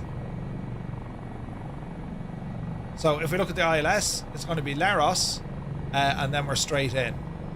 Now we need to have a look at our missed approach. What if we missed this? Because we know we're going to be contending with weather tonight. We know we're going to have rain. Visibility might be brought back. So to have a look at our missed approach, climb to 3,000 feet, tracking 233, and then expect vectors. Basically what it's telling us, fly the runway heading, climb to 3,000 feet, and then expect ATC to give us a direction, a vector after that. Missed approach during communication failure, if there's no comms, climb to 3,000, squawk 7,600. No sooner than 10 miles, turn left direct to Otvov and execute the approach procedure again. We won't worry about that. We're not gonna simulate a comm failure. This is purely going to be 3,000, and then ATC are going to tell us what to do. There isn't particularly a published missed approach. You just fly the runway heading, and if ATC are on, they'll vector us around. If we don't have ATC on, we'll vector ourselves. Chances are we'll probably do a left turn, right, and circle back in again and give it another shot. All right. If we're planning to land on runway 23, have a look at the airport. We're going to be coming in this side here, runway 23. That means we want to be parking over here, which means as we're landing, we're going to be turning off to the right-hand side. Most likely we're going to aim for Charlie, but if we need to, we'll have Bravo or Juliet, which is on Alpha. So we'll be landing here. We're going to try and get off at Charlie. If not, we have to go on Bravo. And then we taxi down. Right? There's nothing on the chart telling me that you have to back taxi. So we should be okay. We have runway hotspots here. This is where most of the traffic is moving around. But when we land, we're going to be exiting down here somewhere. So, I'm happy enough with that. Back into our airport here. This is our departure. We're going to be starting off probably down here, right? And we know we're expecting runway 28 for our departure. And that's why we have a hotspot here, because you've aircraft transiting to and from, all right? In terms of the flight then itself, if we have a look at SimBrief, we'll get some more information. We're expecting to climb initial at flight level 340, right? If we go into our flight plan, we can see that our final step climb is going to be 340, right? This is our final step, so that's our final altitude, right? So we'll have a look at here. So the information we're looking at, can I highlight this? Highlight. So information, that's our call sign, Firefly 235, right? The date, where we're flying from, our aircraft, its tail number, St. John's up to Stanfield, right? Hey, Nutty Taff, good to see you. Our cruise system, that's your cost index, is 5, right? That's basically, the cost index is usually assigned by your, well, in a lot of cases by the airline, based on the weather and your predicted fuel burn and power settings and all this. Anyway, average wind, 214 at 52, and the average wind component is minus 0.43. Because it says minus 0.43, that means the wind is against us at 43 knots. If it was positive 43, the wind is behind us, pushing us forward. Minus, it's ahead of us, pushing us back. All right? That's what that means. Average fuel flow is predicted to be 2135. All right? And we can have a look here at all our loading. Block fuel, according to this flight plan, is going to be just under 6,000 kilos. We'll bring a little bit extra. Even though we have extra fuel is 0, we'll add to that. We do have our final reserve. We do have contingency for 15 minutes. We've sufficient fuel to get to our alternate. We can always bring a drop more fuel. All right? Which chart option do you use on SimBrief? I just go Lido. For your flight plan, I just go Lido. You can change this, but I'm just used to reading Lido charts. Our alternate route, that's grand. We can also pick up the weather to see what happens. Our routing is going to be runway 28 direct, and then you can see we're on the Cabot 5 arrival. Moving further down, we can see the estimated times of off our blocks, and then when we arrive. It's about a 2 hour and 5 minute schedule time. We should do it in about an hour 54. All right. Weights. Passengers, we're planning to carry 132, payload 13.8, zero fuel weight is going to be 57.6, the max we're allowed is 66, fuel, we're going to increase that, takeoff weight, and then we have a landing weight here as well. Alright, last but not least, this is our flight log. What we're looking for here is the wind component, but then also the outside air temperature. So once we get to our cruise, we're going to be up here at like flight level 276. When we get up to 340, minus 42 is the wind. Minus 42, that's the coldest it's going to be. Alright. Then in addition to that, we can see all our various winds aloft. Right. And then we have our ICAO flight plan, that's fine. Additional information. Runway analysis, that's going to say if it's going to be wet, what's the wind, what's the slope, if there is a slope, and so on. Alright. Wet runway, that's what we're thinking of. What else do we have here? ACARS, that's all okay. Flaps 30, that's okay. Further on then, here's our weather. Volcanic ash, nothing there, no turbulence, that's grand. Weather is going to be that. Destination weather is going to be this. Is there going to be rain? Here's the forecast. Let's look at the times. Yeah, there's showers. Look, showers broken. Showers broken. So there's not much wind. It's going to be calm, but there's going to be lots of showers. So it is going to be raining. All right.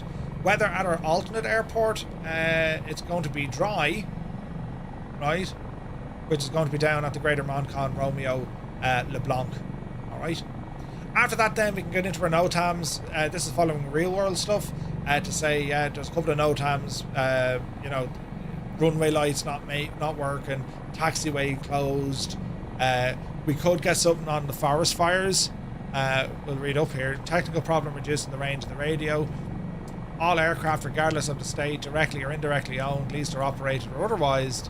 Let's talk about the Russian stuff. Gander oceanic entry, airspace security issued by the Department of Transport. We'll probably get something here due to the forest fires.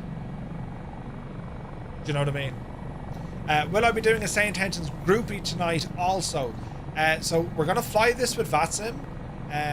If there's coverage, if there's no coverage, I'll use Say Intentions, 100%. I want ATC coverage, so that's what we're aiming for. We should probably get ATC coverage, but either way, fly this route on Say Intentions. We're in the soup. You just want to be able to fly this route with Say Intentions. Have some sort of ATC with you. It's a great way to kind of practice flying with ATC. You know what I mean? Hey, Strappus here. Good to see you. Welcome in, buddy. Like flying with ATC, it's an amazing thing in the sim. It's real good. Love it. Absolutely love it. So, yeah. So we're in a bit of interesting weather. It's not too bad. We're kind of skimming through it on our way up to Sligo. We'll break out of some of these clouds in a minute as it's shaking us and doing our stuff. ETA into Sligo is 17 minutes. We're still on Shannon Control. They look after pretty much all the country outside of Dublin. So we're going to stay on board with those. And we're just kind of cruising. Yeah, great Irish summer. But to be fair, the weather's been savage here the last couple of weeks. But yeah, it would appear now it's starting to finally start doing its own thing now with the weather, you know. So we'll play a bit of tunage and enjoy the sights, I suppose, as we're flying across Ireland, because it's just terribly nice.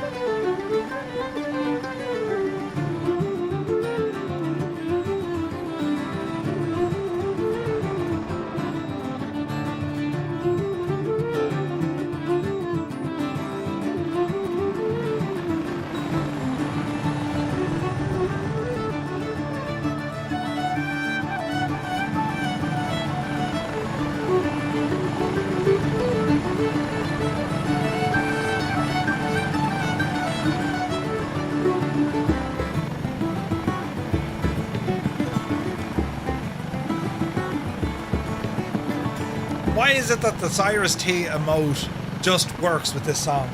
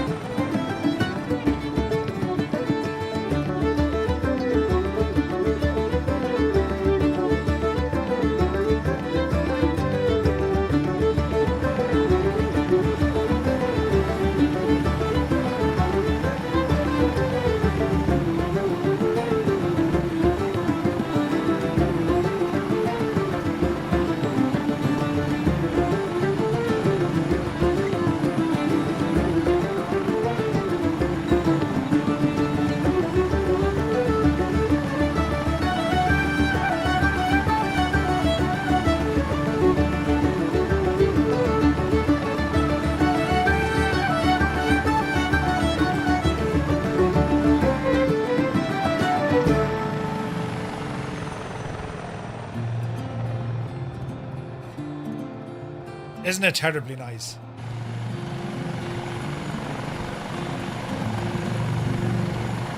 Fibro has some kind of ping issues.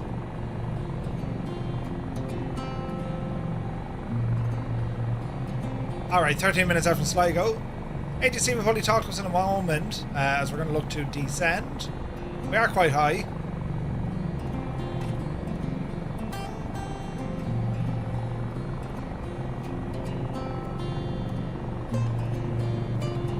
Let's have a look at some weather here as well.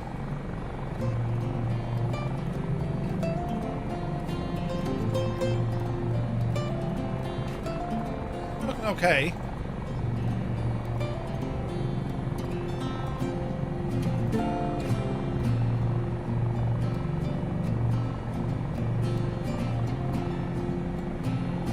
Nearly took to me bow on. Brilliant. Oh, you're in photo mode. Maybe.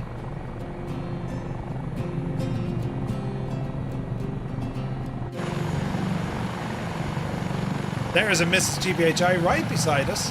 That's beautiful looking.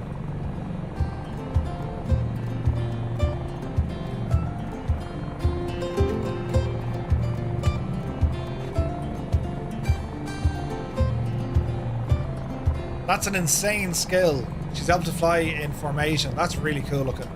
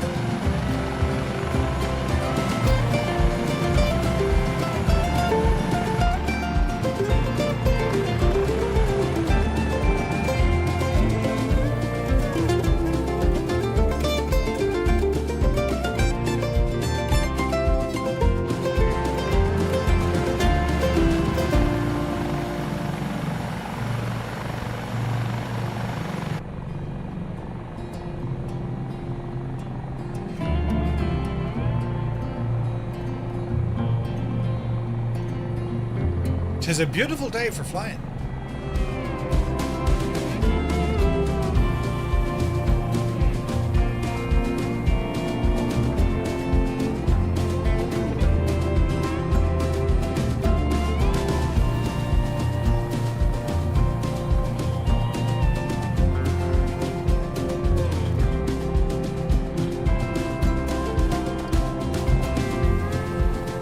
Gorgeous.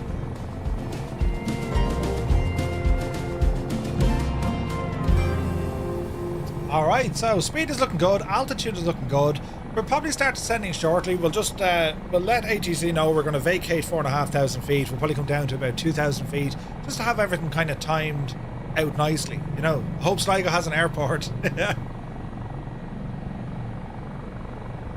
I mean, doing these sort of cross-country flights in a helicopter, like, we never had these options, really. I think the Dauphin does it just superbly well. Superbly well. And once we get to Sligo, as I said, we're going to be checking out the Mission Hub from Miltech. An Epic Fool made us a bit of a program there. So can we get a show of hands? Who here has the Miltech Mission Hub? Just let us know, because it's pretty cool. It is savage. Mr. GBHI, Big Al, nice. Cyrus doesn't have it. Okay. This could change your life, Cyrus. I'm just saying, it could change your life. No clue what it is. Okay, brilliant. Right. I'll give you a look at it, right? It's something very, very good. I haven't used it an awful lot. I've always been very satisfied what we get with OnAir and Say Intentions in terms of how to, you know, create missions and so on and so forth.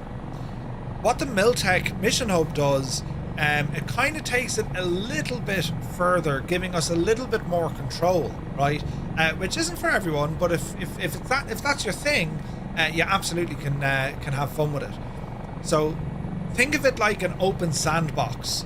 If you're familiar with DCS, they have like their own mission editor, and you can kind of drop assets in, you can trigger events at different waypoints. You have a lot of different options with it, alright?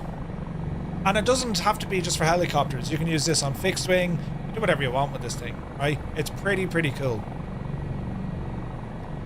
I think I need to tweak my chopper a little bit more, still not getting the full potential out of it. So like we're hands-off flying, it's on autopilot, and it's doing very well, right? What we can do, we can now start adjusting our vertical speed. I'm going to give ATC a shout just to let them know.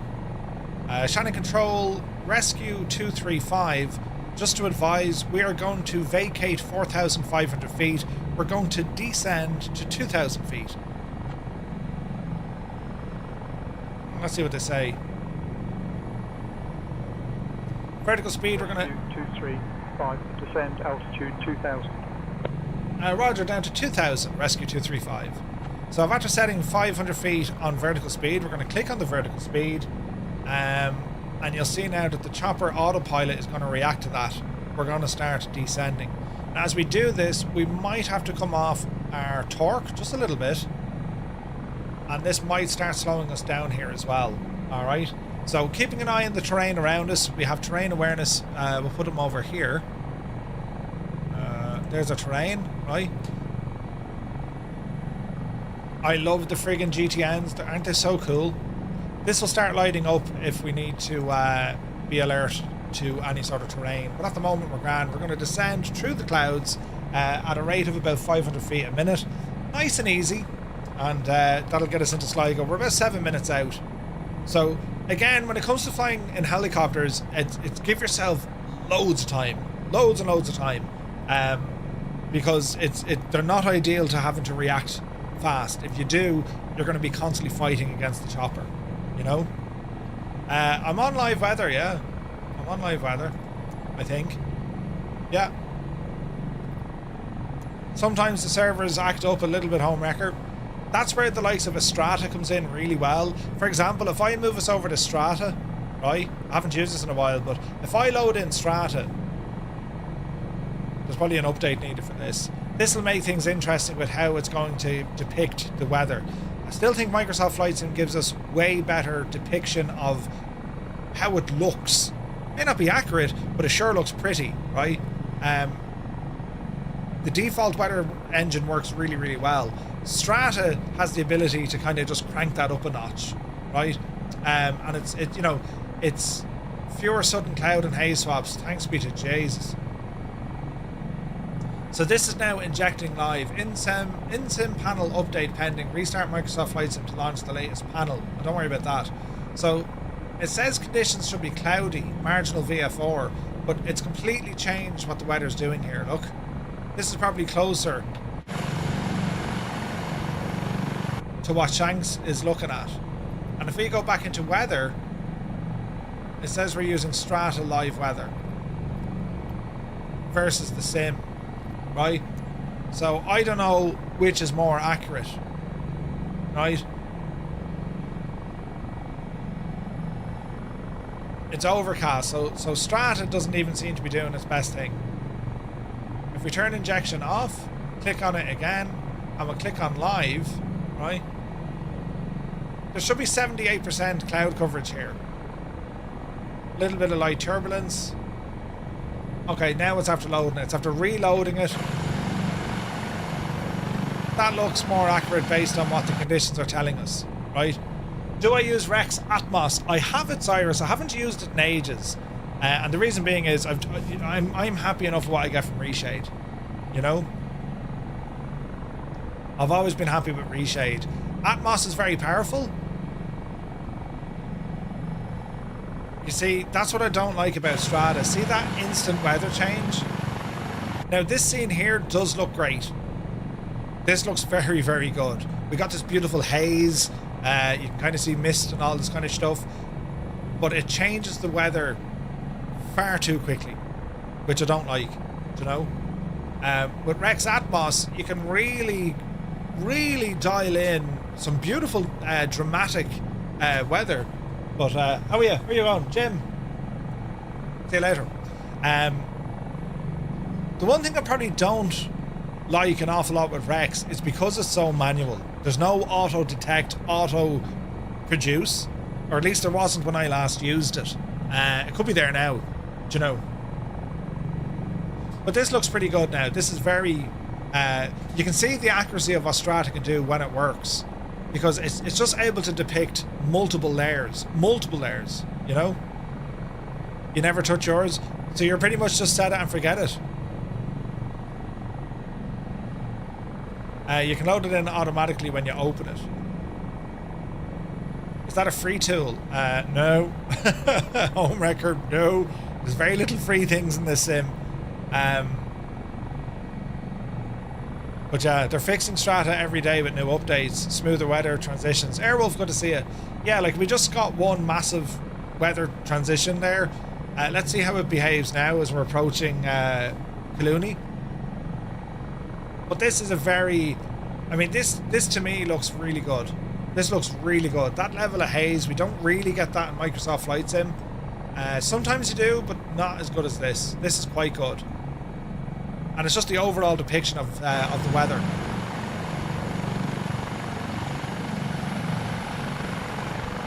It does some real nice with the atmosphere and all that, you know. Looks like Sligo all right, yeah. Only thing with Rex, you have to open it after you're on the ground, or it can mess up the weather and temperatures. I must give it another bash soon. As I said, like I have it, I just haven't used it in ages, you know. So we're approaching Sligo. Shannon Control, Rescue 235. We're just approaching Echo India Sierra Golf. We'd like to cancel the basic service and we'll maintain VF4.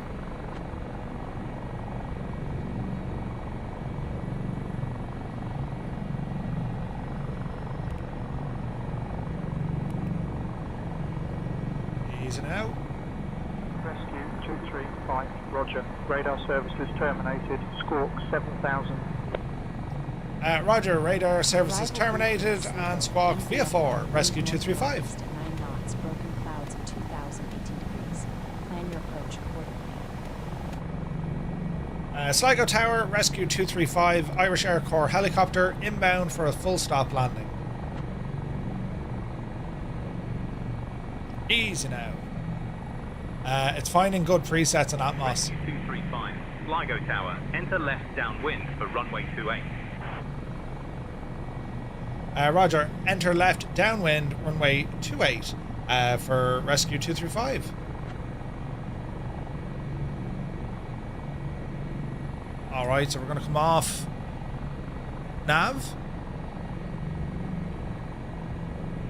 And we'll come off the autopilot. We'll use our beep trim as we continue to descend.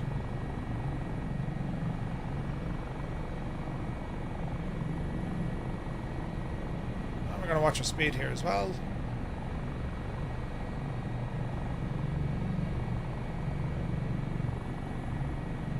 Easy does it. Landing light is on. All right. We've got control of the chopper.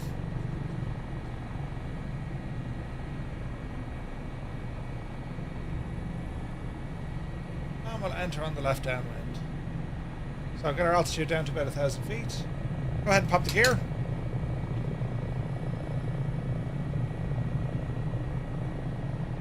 And we'll ramble in this way. Merv, I'm shopping for a wireless keyboard. What's a good one to get for controlling chase plane? A wireless keyboard. I tend not to use wireless keyboards. I have like generic ones for like the streaming PC. Negative DY. This is bog standard scenery, I think. Right, have a look around the pattern here. Watch your altitude.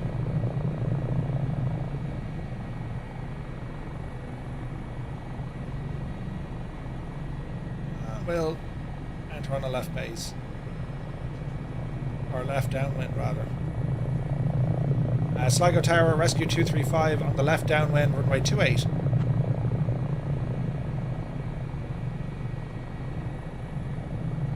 Rescue 235, report base. Continue downwind and will report base. Rescue 235. Alright. Approaching runway 10. Caution, caution. You're alright. Continue on down here just a little bit. And we'll turn in base after Branco. A Wi-Fi keyboard. Ooh, a Wi-Fi one. Interesting. There's Ben bulbing off the distance. Alright, we'll turn base.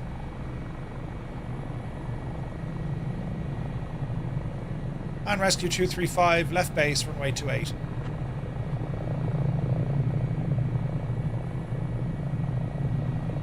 Rescue 235. Continue, report final. Roger. Continue, report final, rescue 235. We're pretty much on final now, but sure, look it. We'll take our time heading in. And rescue 235, 2 mile final, runway 28. Rescue 235, negative, continue and report final. 235 on final. Approaching runway 28. Easy now. Rescue 235, wind 020 at 9er, runway 28, cleared to land. Clear to land, runway 28, rescue 235. Alright. Pop of the gear. Gear is down, 3 greens. You can actually land this like an airplane, just keep our speed down a bit. Easy, does it?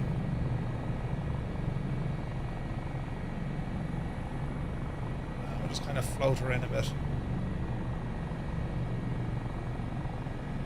Onto speed.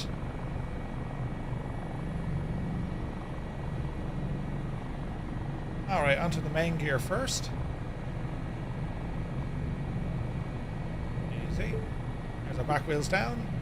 Touchdown confirmed. Time noted. There's our nose wheel down. And we'll continue now on a ground taxi over to the ramp. Little bit of breakage. And it'll be a left turn. Sprockets, good to see you, buddy.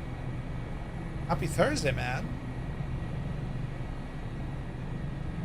A little bit of braking. Vacate onto Alpha.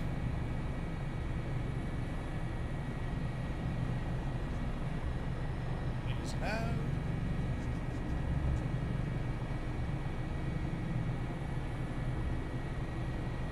And welcome to Sligo. Get over this stop bar line. Rescue 235 vacated the runway onto Alpha. Riot. There's some aircraft coming in the wind. There's Harmless. Crafty, good to see you, bud.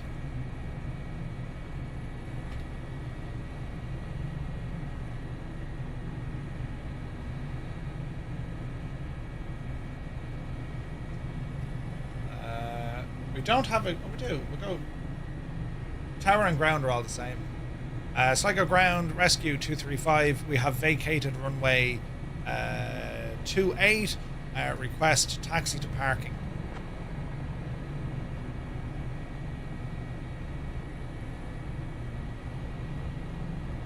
Rescue 235, taxi to stand GA1 at your discretion. Good day.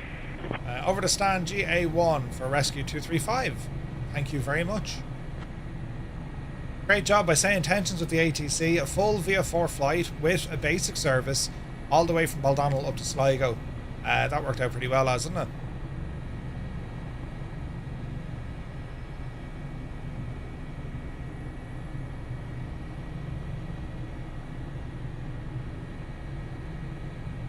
Alright, we'll give it a stop here.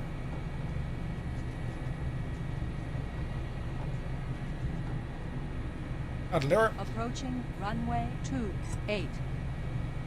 Okay, landing light coming off. And we'll go ahead and bring our engines offline.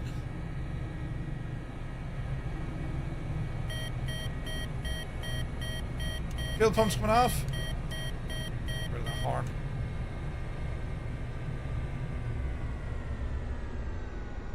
And on air we'll detect this flight complete.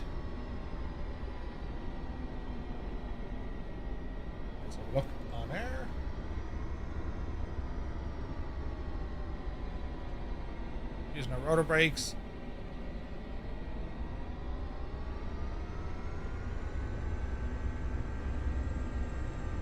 There we go. Now they're off. All right. Cargo offloaded at Sligo. 1 item delivered. Manifest closed. Excellent, excellent. Go ahead, clear Engine those. secured. Tracker noted the shutdown. Okay. Excellent stuff. Kill the power. Hello. Hello, hello. There's Fibro. Harmless. Oh man, that's awesome, isn't it? Isn't that deadly, lads, isn't it? It's absolutely class. Right, let's go over to OnAir. And this is looking at our full flight. It's completed. We can go in and have a look at our score. We got 100%. Everything was handled correctly from the, G-force, forces on the aircraft, taxiing, departure, lights, landing gear, all of that jazz. So it's been quite happy with that. So let's go ahead and register the flight. It was just a reposition flight. We got paid another 2.5k. We won't say no to that. That'll cover our fuel and our landing fees. And we can see then any reputation change as well. Touchdown was recorded and all of this is brilliant. So we'll say okay to OnAir. So what we've done with OnAir so far today. Mission accomplished, Murph. Flight tracker is now closed. Brilliant. What we've done with OnAir was a mission, which was a search and rescue, in which we deployed the Dauphin out of Baldonnel. We had to do a rescue down at Wicklow. There was a car accident. We brought the Casavac back to Baldonnel. And then we did a repositioning flight from Baldonnel all the way up to Sligo. That was all utilising OnAir. In addition, we brought in, say, Intentions to give us some ATC coverage for our cross-country flight. We filed via 4. It was Baldonnel all the way up to Sligo with the call sign Rescue 235. And we requested a basic service, which is the same as pretty much flight following. We got handed over to Shannon Control and they looked after us all the way in. We also told them then we were going to vacate our altitude down to 2000. And then we were saying, Shannon, listen, thanks. We're going to cancel flight following. And then we got in contact with Sligo Tower directly. They gave us a left downwind entry for runway 28. And then we landed on runway 28 and brought it in. That was a very successful demonstration, if you like, of OnAir and utilizing Say Intentions. They complement each other, I think, very, very well. Depending on the types of missions you want to do, SkyOps is just brilliant. You can just sit back, press the button, hey, I want a mission, off it goes. Or you can go into the mission board and create your own, right? But they work very, very well, I think, together. It's just class. It's just class. They complement each other really, really well, I think. They are two separate entities, yes. OnAir will give you all the kind of missions and search and rescue and career side of it. ATC, it can't do. Say Intentions, however, Say Intentions can give you the mission side of it with the careers, but it gives you the ATC. So I think using them both together, it's a great. They complement each other very well, So excellent stuff as always from OnAir. I'm really loving all the updates they're doing. Everything's becoming easier to read. It's easier to understand. I know Cyrus is looking for a tutorial on this. We'll get to that soon. And I just want the companion app, this screen, just to come on a little bit more when OnAir are happy to say, yeah, we're now, this is our main platform. Because when you learn this with the new one, they've simplified it with a dashboard. What we have these tabs across the top. So your fleet and hangar, this is everything to do with your aircraft and your maintenance. That's aircraft you buy, you lease, or you rent out to others to use, right? And they'll also call you for things like, you're due your 100-hour inspection, you've damage on the aircraft, all of that stuff is managed from inside here, all right? Outside of the fleet and hangar, you have your staff and your HR. This is everything to do with people you hire, pilots, ground crew, mechanics, all that kind of stuff. The crew market is that's where you go and hire people, AI pilots. And then you have different groups for your crew as well. And also you have your own ranks. This is where you progress by unlocking skill points, and they open up a whole world of new things where it comes to the pilot in which you're operating, the type of aircraft that you can use, and then if you have different routes that you want to grab in as well. So as your rank increases, you can bring on more routes. From the operations center, this is everything that's moving, right? Pending jobs, freelance, your operational map to see where everything is in your empire is working. Recommended jobs, that's to help you along, that's to kind of give you a bit of training, and then you have your company jobs as well. And then all your logs are there. You can go in and see, well, these are all the flights that I did, and it gives you all the information based on them, right? Your airport network, this is where you can look at your FBO, your fixed based operation, or indeed you can look at someone else's FBO. And you might say, why do you want to be looking at FBOs? Well, if you're doing a flight, just in the real world, if you're doing a flight from A to B, you want to have a look to see, hey, I want to fly from, Baldonnel to Sligo. Well, if we look at this and say, right, let's have a look at Sligo. We'll load in Sligo. And we're going to query the database, and this is going to tell us, yeah, these are the FBOs that are in Sligo, right? So we can see Sligo has an FBO. It's called the Sligo FBO, and we can see that they sell avgas, and we can see the price of avgas. They also sell jet fuel, Jet A1, and we can see the price. So let's say, for example, we want to go to Donegal, right? So it'll show us the nearest airports, right? So here's Donegal. They're selling, we're on jet fuel. They're selling jet fuel at €6 or $6 a gallon. If we look at Sligo, they're selling it at $4.96 a gallon. So straight away, now you start thinking, well, hang on. I'm as well to go to Sligo, which is kind of on my way, and fill my aircraft with fuel because it's considerably cheaper. I'm saving $1 per gallon, right? And then you can go up to Donegal. Or let's say, for example, do you know what? My aircraft needs maintenance and I don't have maintenance at my own private airfield or where I'm working. And, we're doing this job. We need to find somewhere that has maintenance. You can go in and have a look to say, well, look, NOC has maintenance. And when you go over it, it'll tell you we could do this type of aircraft, that type of aircraft. We're level 1, we're level 2. Like maybe they can only look after avionics. Maybe you need to find somewhere that will look after the structural integrity of the aircraft. That's all there, and that's maintained through the FBOs, the fixed-based operators. And that is exactly how it is in the real world. It is exactly how it is there. And as you unlock more skill points, you can get better relations with these FBOs, and that brings your fuel prices down, the maintenance prices down. It's how you unlock all these things, right? So that's inside your airport lookup or your airport network. You can also have your favorite airports. And you can just look at any old airport at all. So again, if we go into Sligo, where we are, we're going to say, yeah, show me Sligo. It'll give you all the information about it. You can see it here on the map, right? And you can also look at its ICAO code, its IATA code, and you can go further into it. Does it have lights? Is there military services there? What's the weather? It gives you all that information.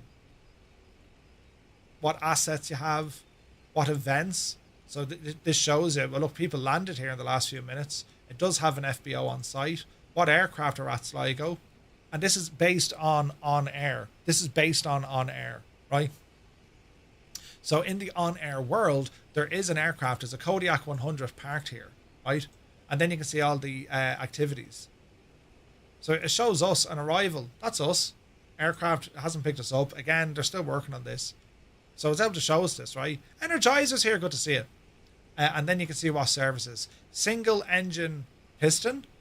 The landing fee. See this? See the Hilo landing fee. It'll cost us 90 credits to land here.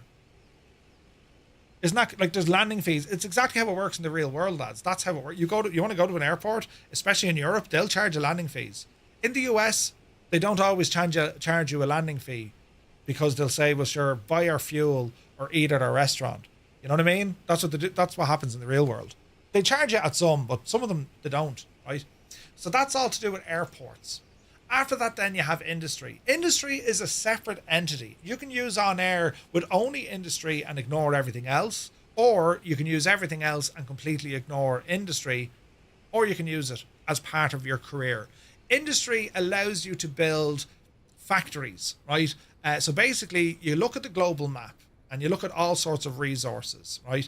And you can say, okay, well, I'm going to transport resources, or I want to build a factory. I want to be building, semiconductors. All right, off you go. You want to build semiconductors. Well, in order to do that, you need to either A, buy the resources, right, in which you go to the trading hall, or you'll find them on the map, and then you might build yourself an FBO or even an airport. You can build your own airport near a location that has these resources.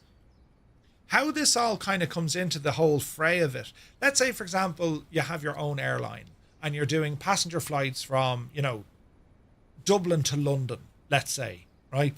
And you're competing against other operators, your Aer Lingus, Ryanair, EasyJet, British Airways. You're competing against all these lads. Why on earth does someone want to fly with your airline? Because you want to get maximum use. You want to take over the world, right? Well, you'll get it by offering a better service at a cheaper price. Now, your overheads are going to be the same. You're going to have landing fees. You're going to have maintenance. You'll probably have to pay the leasing costs of your aircraft. You have insurance to pay for. So how do you bring your prices down? Well, what a lot of people do, they'll use industry to subsidize what's happening on the kind of passenger charter or passenger route flights. So if you're very, very profitable on your industry side, flying raw materials or factory stuff, well, that means you can operate that at such a profit, you can actually drop your passenger charter service. You can actually run that at a loss, but overall, you're still making money. Right? Do you know what I mean? And then all of a sudden you're getting all the passengers at these airports. And now you are directly competing against the other airlines. Some are AI and some are ran by other real people in that world, and they have to respond.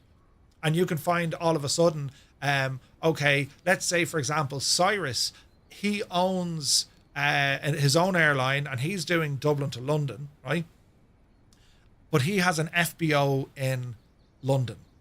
And all of a sudden he sees Murph coming along with cheaper rates coming in, affecting him. He can then say, I tell you what, because I own the airport, I'm going to increase the landing rates. Huh? I'm going to increase the cost of landing. The landing fees are going to go through the roof. Or I'm going to penalize Murph because I'm going to offer fuel and maintenance and landing fees cheaper to everyone else except for him. That's how you control, and that's what happens in the real world. Ryanair, for example, EasyJet. So it can do all of these things, right? Gabriel Dillon beat the hokey. Good to see you, buddy. Welcome in. Buy our Guinness or good luck to you. That'll work. 100%. 100%. Airwolf. So we're using, we do have Firefly Air working with OnAir. Malky is looking after it. And he's done some great things already. He's bought some aircraft, hired aircraft, and that's all now up and running. This one here, I'm using this as like our demo. It's called Crash Logistics. We gave it this name. And we even have our own staff. We hired in a fella, Douglas Bader. And you can name your staff. So Douglas Bader, if I want to say, I'm going to give him a new name, you can rename them. Right? So you have loads of options. Plus we can send them on different training. We can put them on different skills. We can rest them. We can change what base that he's here. He's a pilot. But we can also hire in crew and also mechanics as well, right? Surly Dev, good to see you. Cyrus, Murph, can I have a quick look at your gameplay settings in the EFB? My gameplay settings in the EFB. What you mean? In here?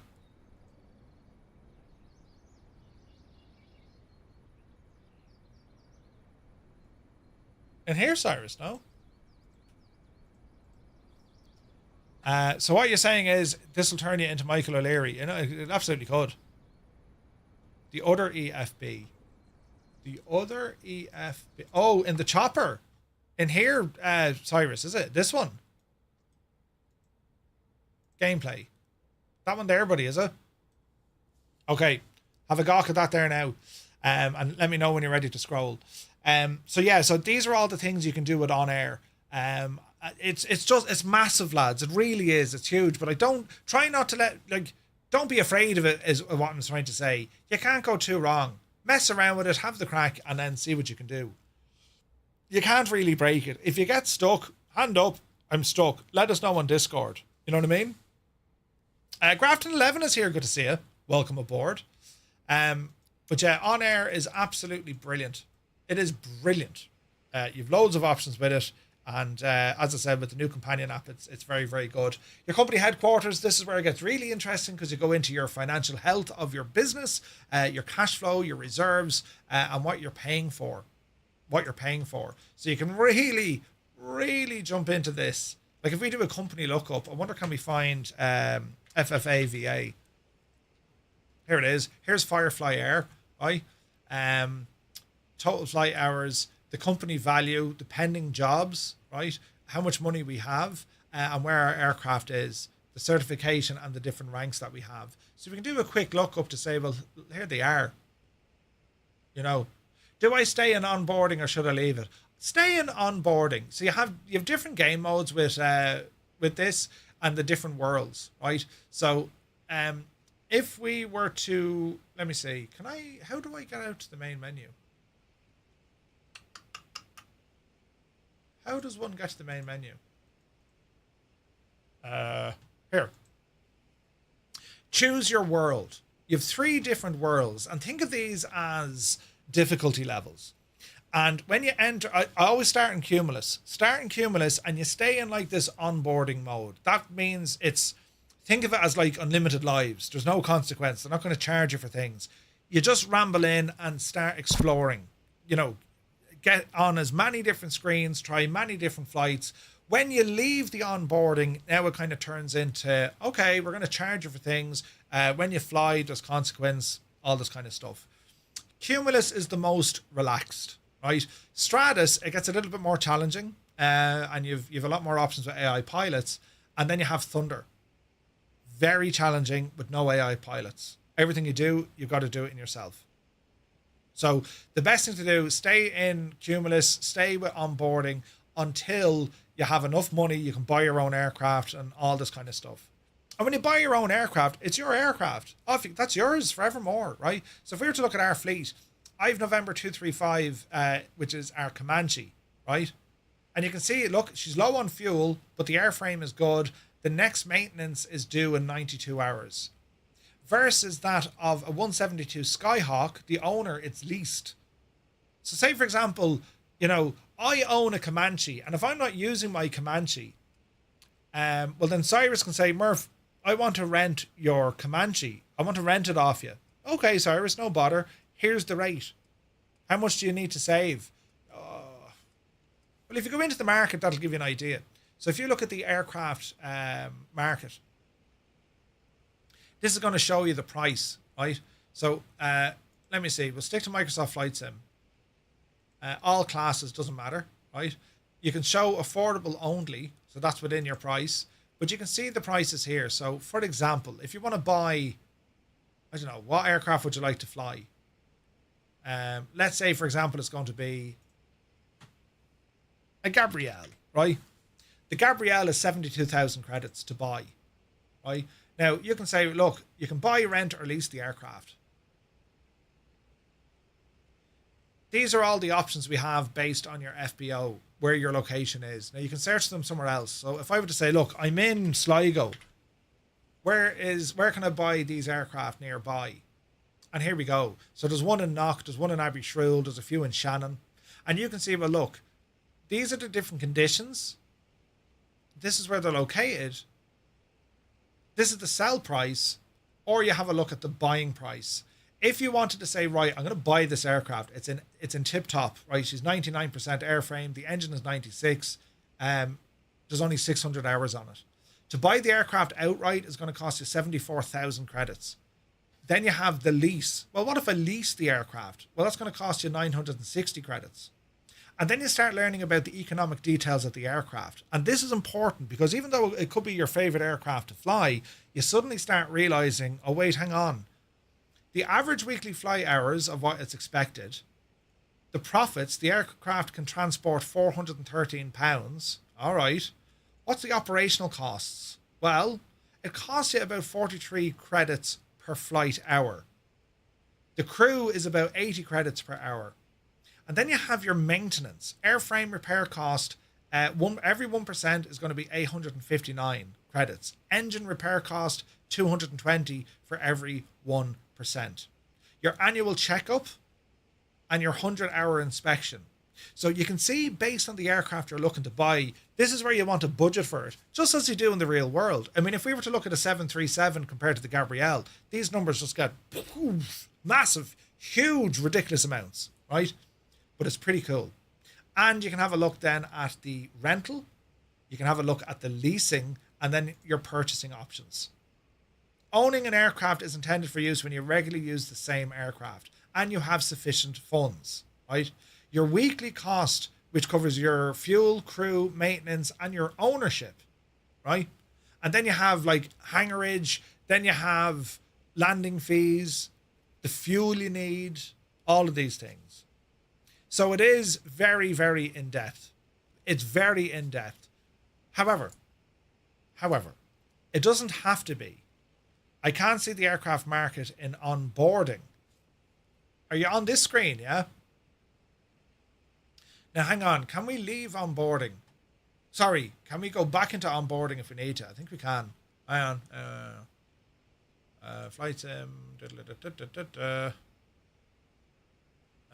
Sound and voice controls, preferences.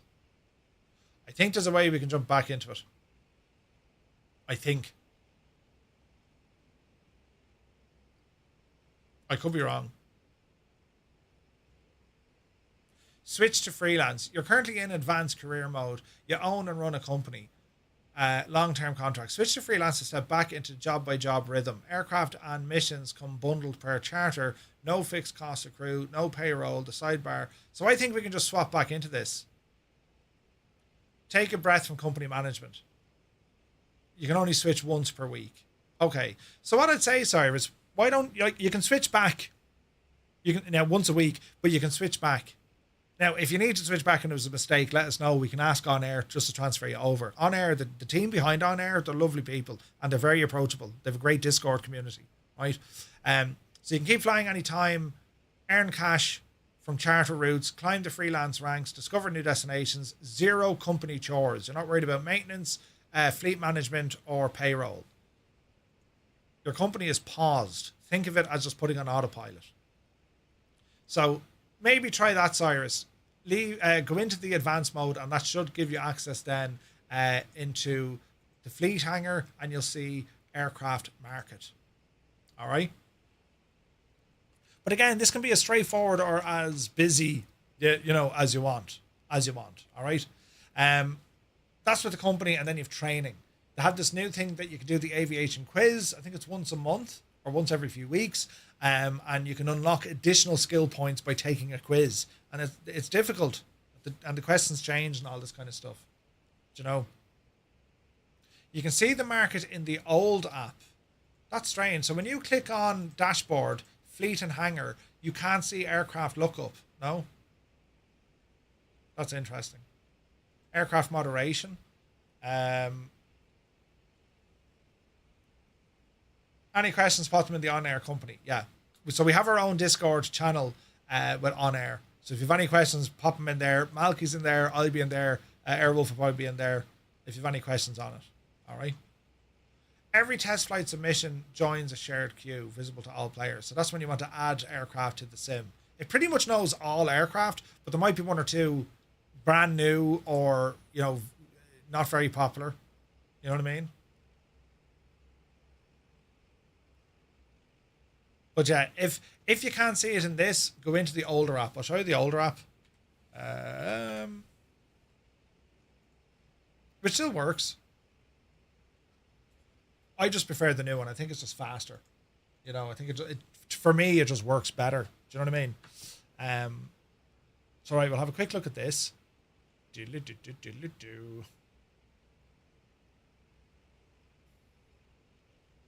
It just takes a few more moments, right? So Cumulus, enter world, and then we can do the same. I just think the navigating in the new one is easier. I prefer it.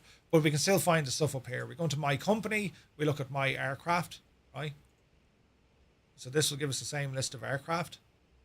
And then if we say, right, here's the aircraft market, and we can go in this way. Search for aircraft that you have in your sim, or you can browse it. Ideally, you want to load it into your sim, or you can just browse all aircraft. But if you, like, we're in a Dauphin, so I'm going to say, look, I want to buy this Dauphin. It's going to say, yeah, here it is. Right, where can I buy them? Display, sell, rent, and lease offers. So it's searching the global aircraft database, and this is where the aircraft are. Again, these are the ones that are in Sligo. Here's one that is, how much is this puppy?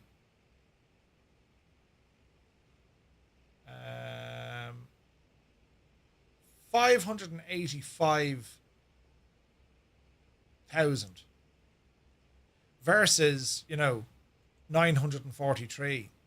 The problem is this aircraft, its condition is a little bit low. The airframe is like 60%. So you have an option of buying it second hand, knowing it may not be running 100%, but you can buy it cheaper, do a little bit of work, and then get yourself a bargain, because if you had your own facilities that could repair it rather than having to pay full price to use someone else's, you know what I mean? These are all the different options that you get. Sorry, you can buy it for 1 million and your resale is going to be 500,000. But if we wanted to buy, a top condition one, no, that's right. A brand new one is just over 1 million, or you can buy a second hand one for almost half the price. But there's costs and risk associated to that. You know what I mean? But yeah, it's the older app, which is fine. I much prefer the newer app. I just think it's absolutely brilliant. But anyway, OnAir greatly improved on what the sim career was trying to accomplish. Oh yeah, oh god, like way more visualized. The sim is giving us a good taste of what a career mode could look like. OnAir goes really deep. It's like it's for pilots who just want way more from a career mode. You can keep things nice and simple, just do freelance jobs, build up your own money, buy another airplane, then you can start dabbling into, Jesus, I've 3 aircraft, what am I going to do with them? I'm going to put one for lease on the market and someone else can rent that and I might earn a few quid, right? And then you might say, well, I've done that. I want my own FBO, because I'm always flying in and out of this airport. I want to put in my own FBO, and I want to have maintenance, and I want to have fuel. And then after a while, well, now that people are flying into this airport, I want to sell them my fuel because I've too much. So I'm going to sell them fuel. So you can kind of see how the thing can start growing. When you look at it from the outset, you're thinking, there's too much going on here. I'm going to get lost. Take it slowly. Aim for the basics. OnAir has been developed over years and they've added in features over years. Take your time and just slowly explore the basics. Get yourself an airplane, take on some work, do the missions or do your career mode, fly for someone else. You have all these things, It's like Farm Sim but for a pilot. It really is. There's so much there, but you can do it at your own pace. And that's what I love about it. You don't have to go, I have to now plan this and, I need 18 crew and Jemima is out sick and I need to, you don't need to get into any of that starting off. Take your time with it. Keep it basic. Do a flight. Earn a bit of money. All right, now what else can I do? Rent a plane. Yeah, I'll rent a plane. Take on a mission. Take on a company route. I don't have time to fly all these. Grand, hire yourself an AI pilot. Name the pilot. Right, Johnny, you're up. And then he has to do these flights. And then you're sitting back and you're looking at your AI pilots flying your aircraft, doing all of these routes. And then before you know it, Johnny, the AI pilot, was tired and he crashed or he damaged the aircraft. Now you have to say, well, I've got to get this airplane fixed. Do I have to pay for that? Or do I take ownership? Do I lease the aircraft? What do you do? So that's how you slowly build it up. You know what I mean? But yeah, it's once you get into it, it's very, very good. It's just class, lads. It's an amazing thing to have. And like with the companion app as well, eventually that's going to be on your phone and you can keep an eye on it and get a notification. I'm after doing this, I'm after doing that. You don't even have to fly anything yourself. You can just sit back and it's all AI. It'll do all the flights for you. And when I say it's AI, they call them an AI pilot because if they're tired, they're more likely to be late or they're more likely to rush. They could miss something in a procedure or a checklist. They could damage the aircraft. You have all these consequences. It's pretty cool. It is pretty cool. All right. Now, if that wasn't enough of a brain overload, we're going to move on to something a little bit different. And we're going to have a look at the Miltech Mission Hub. So I'm going to come back out to the main menu because I want to change my aircraft. The thing with the Dauphin, we have either a utility or we have the search and rescue. I'm going to change over to a utility because I want to show you what some of these missions can do. Right? Now, I wonder will the sound bug be gone because I now stream all my aircraft. Epic Fool is here. Good to see us. Jesus, speak of the devil and he shall appear, right? So what I'm going to do, I'm going to load us in at Donegal, lads, right? Just for the sheer crack of it. And I'm going to talk to you about the Miltech Mission Hub. Because this is absolutely deadly. This is loads of fun. So what we have at the Mission Hub, we can create, share, fly, all different types of missions, right? And I'll show you what it looks like here now when we load it all up. There are a number of missions you can download from Miltech, but you can also create your own, and 'tis very powerful, very, very powerful, right? So we'll jump out here, and we'll focus a bit of time on the Mission Hub, right? So up here, we're going to go to the Miltech Mission Hub. Now, this is where we can say there's my missions, there's mission packs available, or indeed I can create my own mission. Now, if I want to create my own mission, you're brought into this kind of a map and you zoom in to see where you are, right? And this all runs through the sim, right? And we can say, all right, what do we want? Well, we can give it the scenario details. You know, we can call it test, a description, who's the author, the mission type. Is it training, search and rescue, firefighting, cargo, airdrop patrol? Is it a campaign, right? And the allowed aircraft you want in this. So you can actually restrict this to certain types of aircraft. Now it says click the map to add options. So we're here in Donegal Airport, right? So let's say, well, we're going to click here. Okay, well, what do you want here? Right here. Do you want it as a scenario to spawn something? Is it an objective, or is that where you're going to end your mission? A trigger could be when you get to this area, it's going to trigger a timer or a countdown, a takeoff. What you trigger an area. Think of it as like a story. When you get to here, it then loads this, right? The actions, it can give you a dialogue, it can bring up an image, it can give you a mission briefing. The world, this is where you can put in a ship, a vehicle, a static object. So let's say a ship. All right, I want a ship to appear. Okay. Here's a ship. But what do you want the ship to be? And this is where they have all their own different ships. I'm going to put in a hospital ship for the crack. Here's a hospital ship. What's the speed? 0. She's not moving. Okay. And what's it doing? It's ready to go. Okay, so there's a ship. All right. Let's add something else in. We'll add in another ship. And this one, why don't we give this, a US Coast Guard cutter, right? And if we look at the orientation, turn it around, ship speed is also at 0, and she's up and running as well. So now we've just told it, give me 2 ships. Give me 2 ships. All right, well, what about near the airport?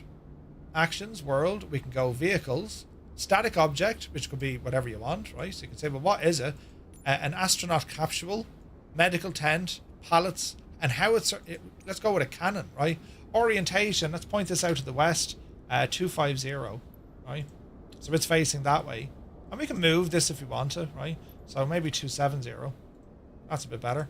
So there's going to be a howitzer cannon, and maybe up beside it, we can put something else in. Maybe it's a vehicle.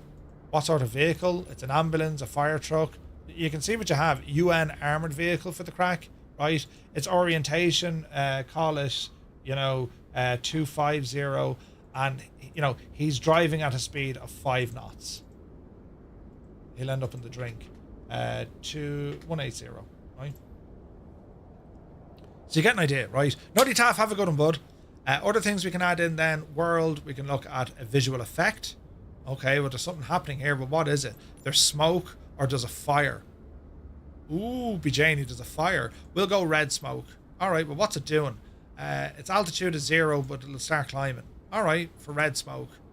You get the idea, right? This is where you're putting in static elements. So if we look at what's happening here on my screen, there's nothing here at the minute. We're looking out to the sea. There's nothing here, correct? We can all see that. Alright. Well, what if? Save it and play it. Let it load, right? Do. We've ended up on the cutter, right? Which is hilarious. But what we're looking at now, our start position is on that cutter, right? So here's the US Coast Guard cutter that we've just dropped into the sim. Here's the hospital ship that I've said, well, you're not moving, just park there. Right? Here's a friggin' howitzer cannon. Right? And there's a UN vehicle that I said, you're driving south at 5 knots. And there's the red smoke. Think of the fun you'll have with this. Right? Do you know what I mean?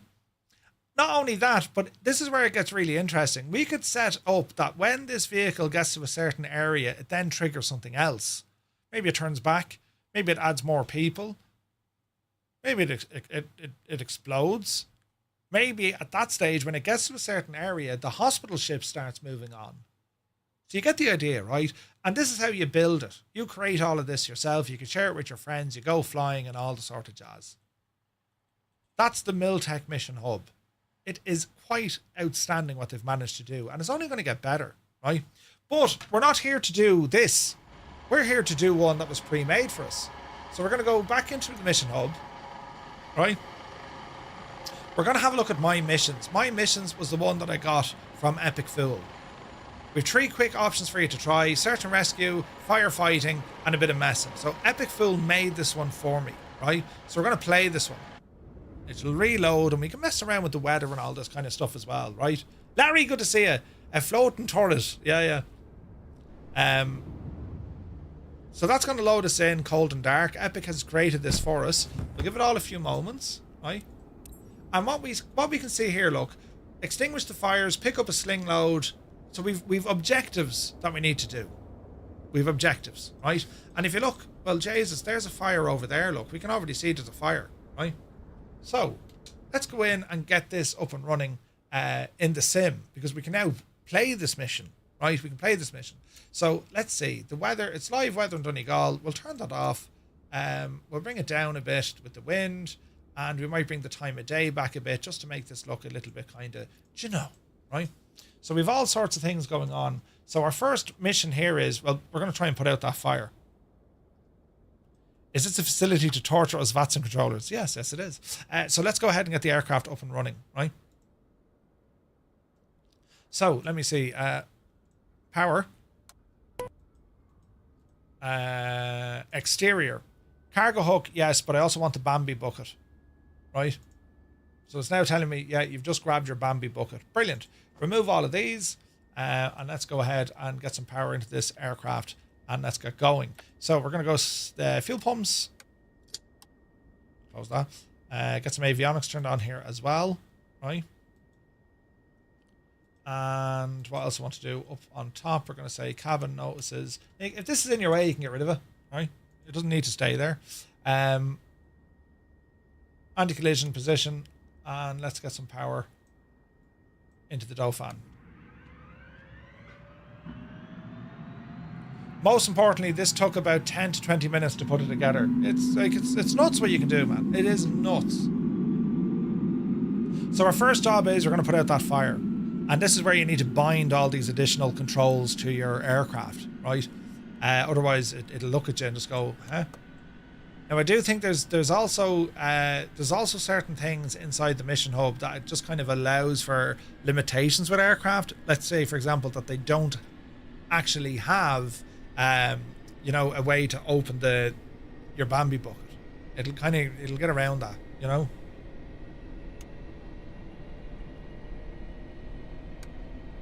All right, so machine turning on.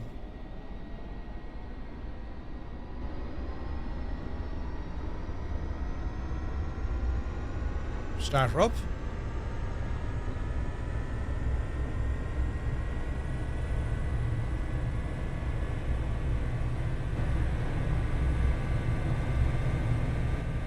There's a mission generator that makes building missions even easier. Yeah.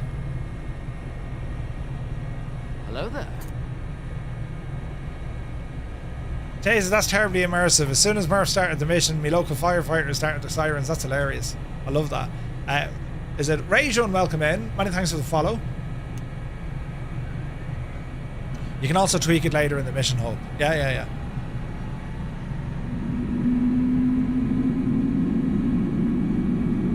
If you have a search and rescue mission and a helicopter without a working winch, it just asks you to hover for a few moments. Yeah.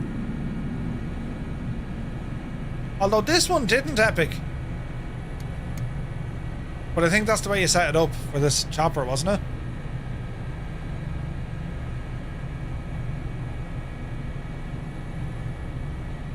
You should try Discord.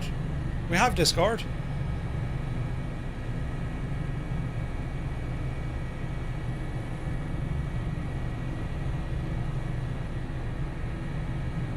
Okay.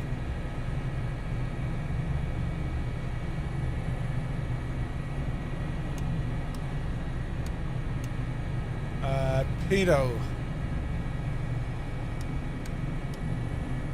And then autopilot lanes.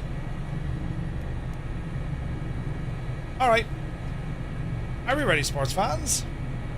And let's get cracking into this mission, right?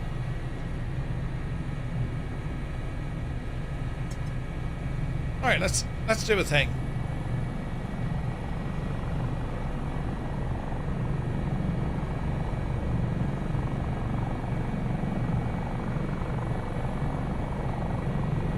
Okay, so we need power into the Bambi bucket. And let's go over here now and get ourselves an old drop of water. Because we need to fill this up into the chopper, yeah? So, gear up. And then outside...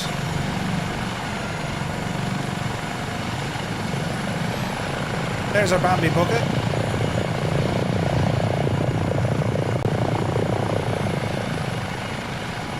So easy does it. And we'll lower this down and take on water.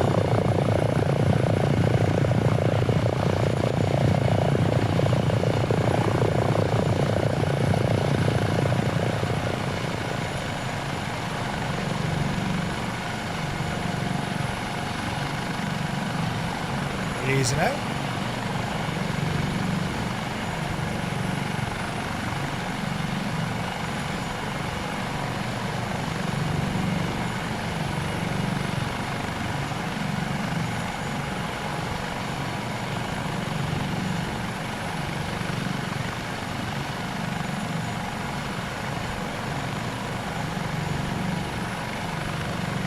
Did she fill?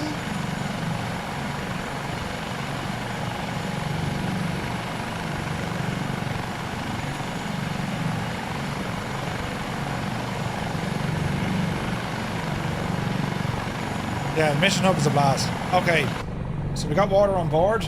The chopper got a little bit heavier. Where's that fire? It's over there. Easy now, Betsy. Right, over to the fire we go.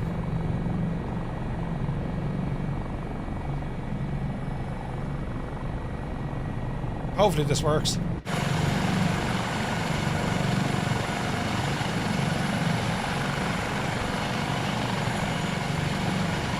Easy now.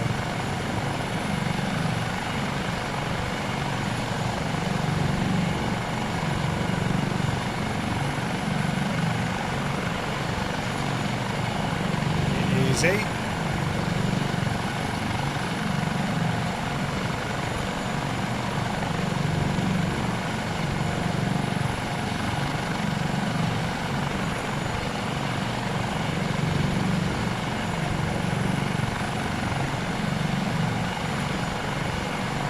Okay, over the fire. And we start releasing water.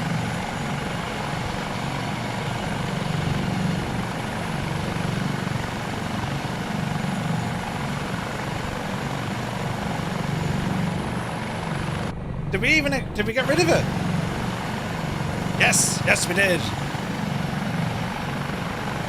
Excellent news. Right.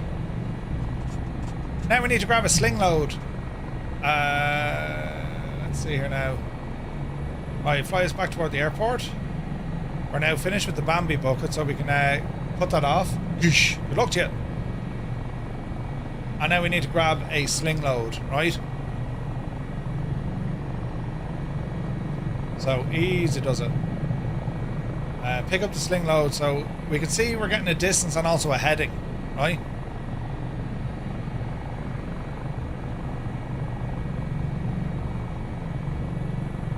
There it is.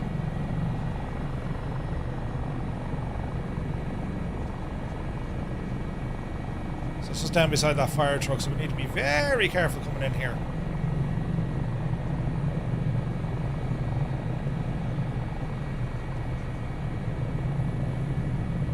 Easy now.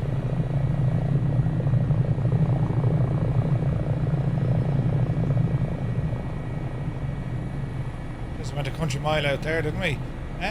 This is in a tricky spot because we've got a fence here as well, right? And with the wind.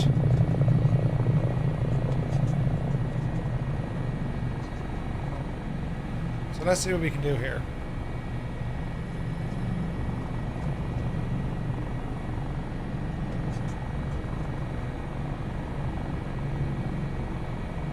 Easy.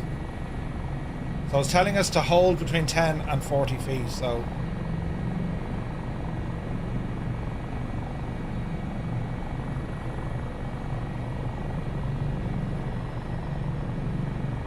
Okay, she's loading, see this?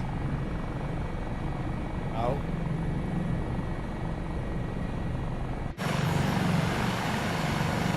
We need to go back a bit. Let's go back a bit.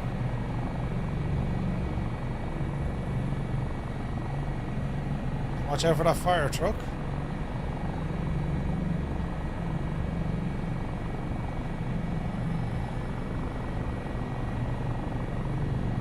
So it wants us to hover within 5 meters of the load. Watch the fire truck. So we need to get down a bit. There we go. See? Down a bit more. Easy now.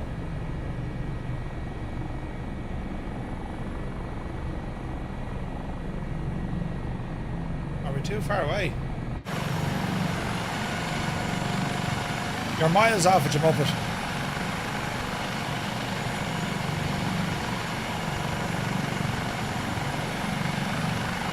Right, keep hovering. There we go, we got it. Jesus. Okay, so lift the sling load more than 75 feet above the ground, and then we need to put it out. And as you lift this, your chopper gets heavier. You know what I mean? Alright, we're looking good. So this needs to go out onto the ship, I think. So we'll rumble out. Isn't it very cool looking, isn't it? Like, it's very, very cool looking.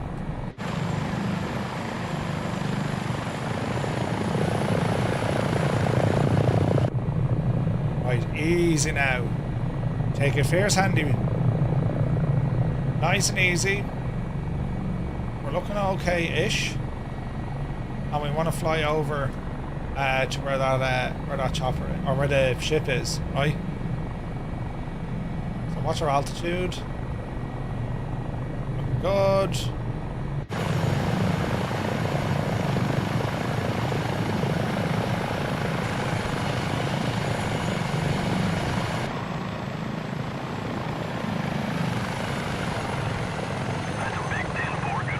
Oh, Kanzui, welcome in. Good to see you, buddy. Thank you very much indeed for 51 months. Right. Easy now. We'll be putting this down, right? This looks cool. So this is the Miltech Mission Hub.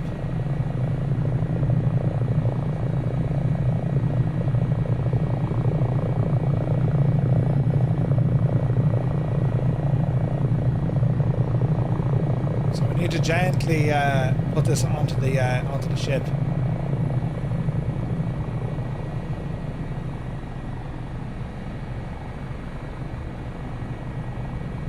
Watch your speed.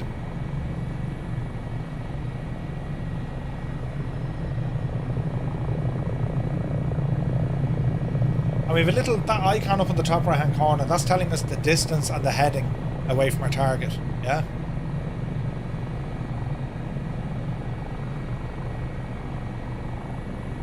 Easy now. Don't hit the boat.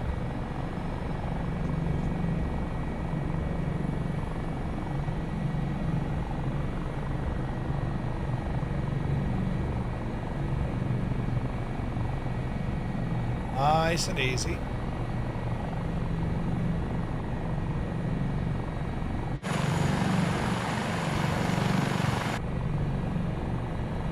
There's the green.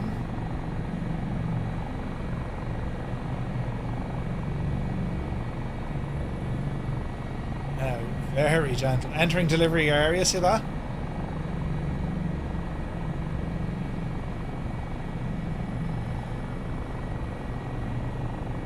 Don't hit the ship.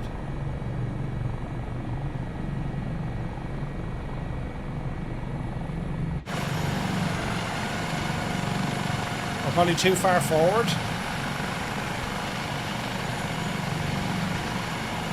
Easy. Easy. You saw nothing. Jesus. It's definitely delivered. But yeah, we hit a friggin' vortex or, yeah, auto-rotate. Anyway, it's grand. That's delivered, right? Lord Freed, good to see you. Next up then is don't end up in the water. Jesus, Murph. What are we to do? Find the rescue target, pick up another sling load, and then lift the sling load more than 75 feet. Right, we'll grab another sling load. Easy now. Right. Lift the sling load more than 75 feet, so we need to find the next sling load, right? Yeah, it's a good job there were pillows, huh? Bloody hell. Easy now. Again, it's getting used to doing sling loads in the chopper, in the Dauphin of all things, because your visibility, or ideally, you probably want to set up a view, you know what I mean?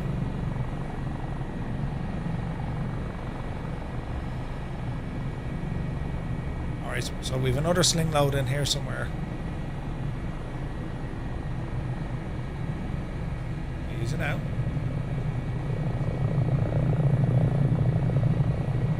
.25 at 7.1.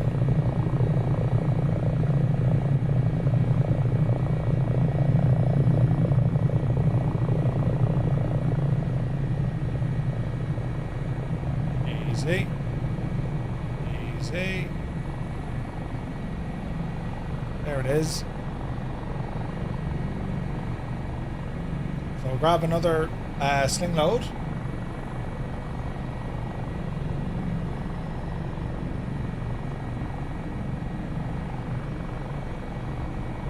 A little bit more gentle this time.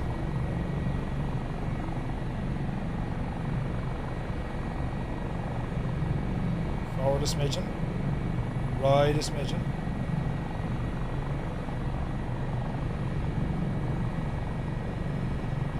Easy now. Down a smidgen.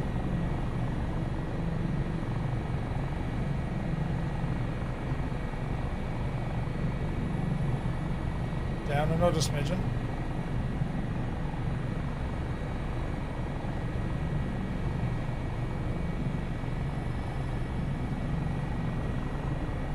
Okay, hold. Do we lose it? Easy. Easy. Alright, we got it. I hope. Yeah, we got it. Alright, oopsie daisy.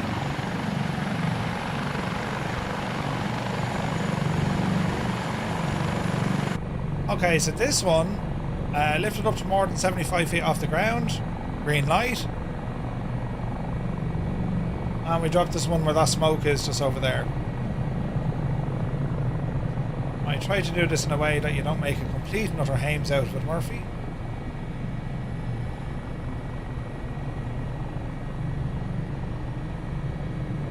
Alright, try it this way.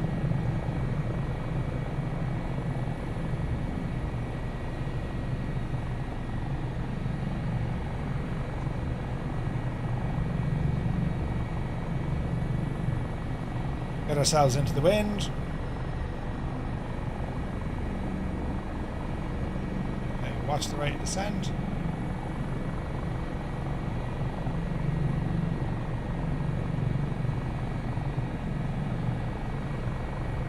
It's looking a little bit better.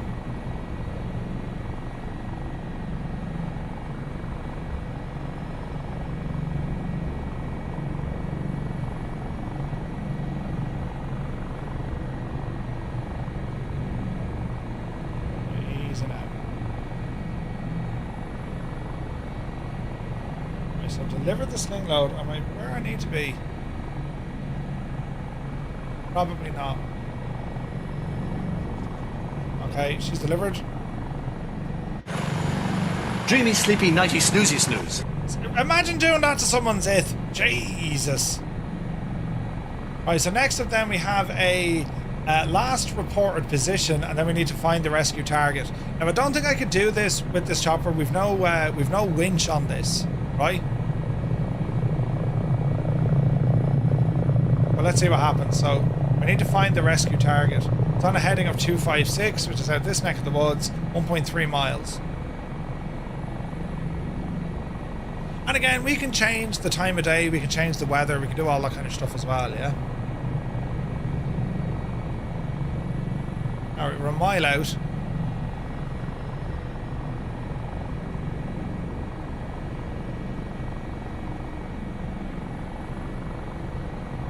Heading 242, left. There's a little boat. So here we have a last reported position, right? Easy now. We might bring down the time of day a bit, make this look a little bit interesting.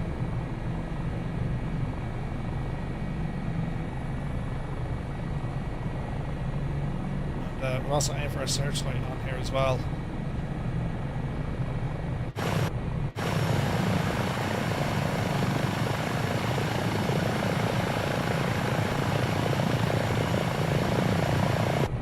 Alright. It's down here, so there it is. Do you see it? So we can see the boat, and there's a little flare here as well.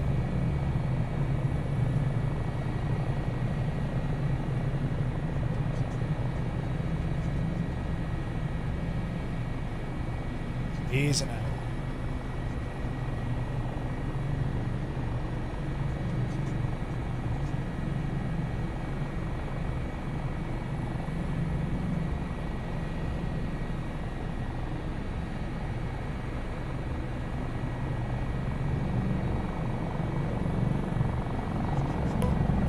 Don't put it in the drink, you muffet.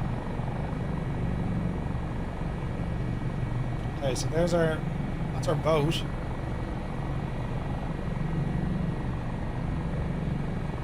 And there should be survivors in the water. There's our door after opening for our winch.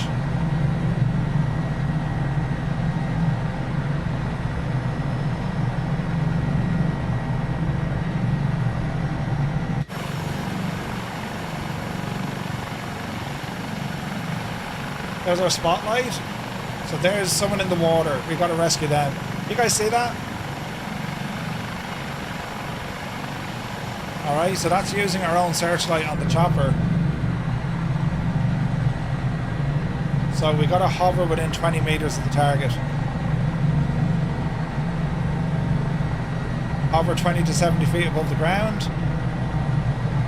And just get in a little bit closer.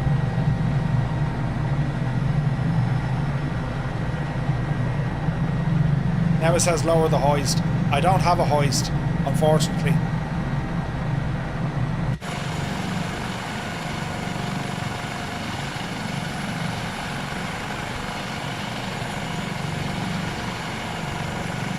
Don't hit the boat.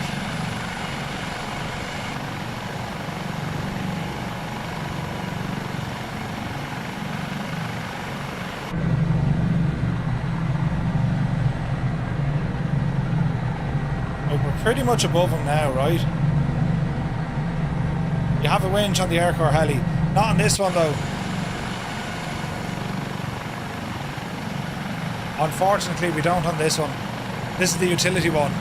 And if you go with the winch one, you don't have the sling. So that's just with this chopper though, right?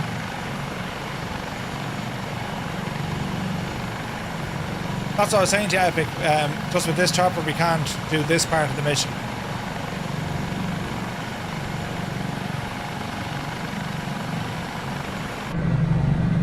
But it's very cool, isn't it?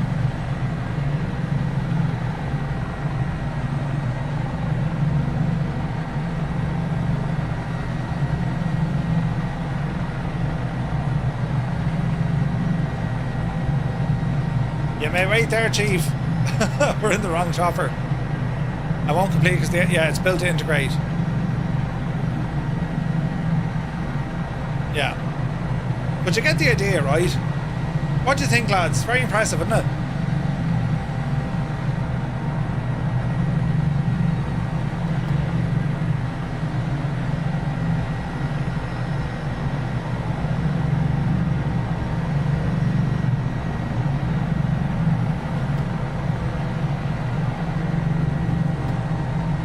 That's interesting. We can't close it.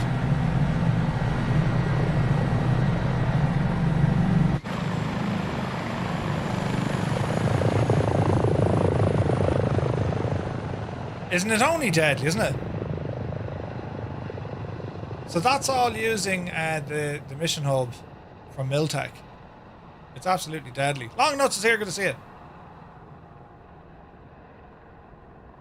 Hello there. But it's pretty cool, isn't it? It's pretty cool. Nils, welcome in.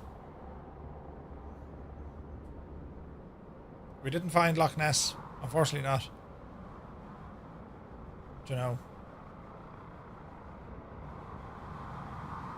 But yeah, some of the missions deadly, and so yeah, I listened. See that, Mr. GPHI, brilliant.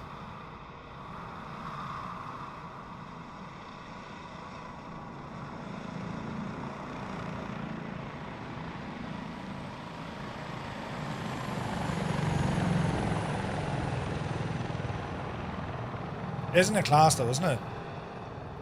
You can hot start a Star Helo. You could.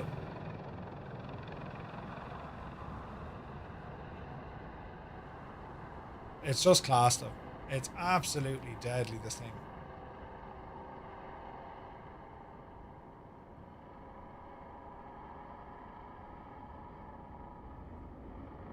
Yeah, she doesn't like Hammerhead. But anyway, you get the idea, lads.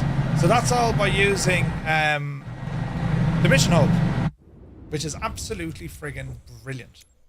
It's brilliant. So Epic, massive thanks for creating that one. We'll have to, it'd be class to work on a bit of a mission now, you know, just to get her all up and running. It's absolutely brilliant. But what we're going to do now, I just want to load in our aircraft for tonight, have a quick look at the sceneries to make sure that they're working. We've already gone through our briefing for tonight's flight. We know the weather, southerly weather, and we're blasting off out of St. John's and we're heading down to Halifax. So we'll just load in here into St. John's. We're going to be down at the terminal. Let all this load in. There we go. Gate 3 for the crack. And we shall load in anticipation of tonight's flight. I love to place SAT scenarios with huge spawn areas so you can do search pattern work. It's awesome, isn't it? It's absolutely awesome. And have you done it that you can trigger different events at different locations as well? Because that would be just cool. Do you know? Okay. Uh-oh. Oh, we're okay. It's the steam coming out of the gadget. Right, so aircraft is loaded in. That's what we want to see. St. John's scenery. It is absolutely grand. Basic, but it's grand. So this is where we're departing from a little bit later on. Lovely job. And now we'll go to our destination to make sure it's all working in there. We now need missions to transport Skodas. Yes, I agree, but not to a scrapyard. Are you out of your mind? Okay, into Halifax. There should be. I'm gonna load in here and have a gawk. So we're expecting bad weather to be up here this evening. Just it'll be wet. It'll be raining. Do you know? Okay, Stanfield. Yes, yes. And let's load it all in. Not even scrapyards will take the Scotas. Sure up you.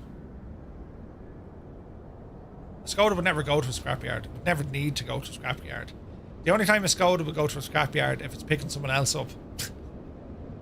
Now, we're planning runway 23. Yeah, look at the weather, isn't it crap? Well, it's not crap. It's not too bad, actually, look. But I would be expecting more of the same this evening when we get in here. And we're still using Strata. Look how well Strata is able to do. That's very impressive. Is that using Strata? Hang on a second. Or is it using the sim? Well, that could be using the sim.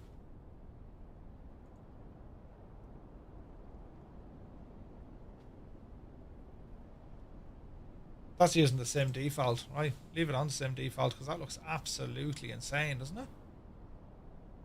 That's really good.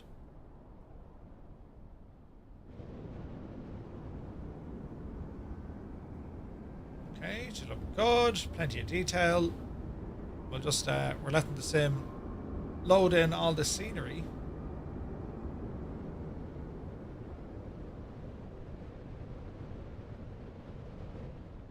Is that photogrammetry? No. Doesn't it look nice?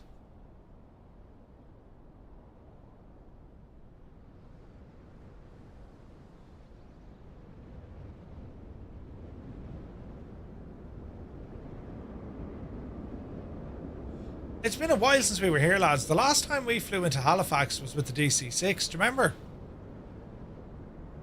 Going to need a bigger boat. The last time we were up here, it was with the DC-6. When we did the Northwest Passage. Do you remember? Excellent. No DC-6. Shut up, you! Right, okay, we're looking good. So that's kind of that's the general spiel of what we're doing later, lads. We'll be flying from St. John's over to Halifax out here in Nova Scotia. It's going to be fun. This is going to be fun. So, yeah, let's see what the crack is. So, right, I'm away now. I have to pack my bags for tomorrow, and I'm also going to grab a little bit of lunch. But then we're back this evening at 1900 Zulu for this VATSIM flight. Today we covered a lot of ground. Excellent stuff from OnAir. We also included some say intentions in there just to kind of oomph it with that ATC coverage. And then we checked out the Miltech Mission Hub. Epic Fool, massive thanks to you, buddy, for putting together that bit of a training exercise. It is definitely something we will be using more of. And if anyone's interested in learning more how to use the Mission Hub, if you want to learn more about using OnAir or indeed say intentions, over on Discord, we can we have an OnAir channel, we have a say intentions channel. I think we'll create an OWL Mission Hub channel as well, because it'd be great to share and take part in these missions together. I think we can have an awful lot of fun with them. So like we can create a mission inside the Mission Hub at Miltech. Then we can also script it that say intentions can respond to what we're doing through OnAir as well. Like everything here complements each other very, very well. So it's awesome. Do you know what I mean? I fixed the issue you had with the DC-3 again. Ooh, brilliant. You fixed all the issues. Cyrus, thank you very much. Yeah, I can't wait to we're going to be flying that DC-3 when we're back as well. Stu for president, indeed. But yeah, we're back later on at 1900 Zulu. Until then, thank you all so very much indeed for watching. Have an awesome day. We'll catch you in a few hours and we'll do it all over again. For those flying on VATSIM, we'll be on VATSIM. If you're not flying on VATSIM, say intentions will be up and running as well. And also just as a group flight, you might as well come fly, and we'll take an L jaunt up here out of Newfoundland over to Nova Scotia. So good luck to you now. Have a great day. See you later on.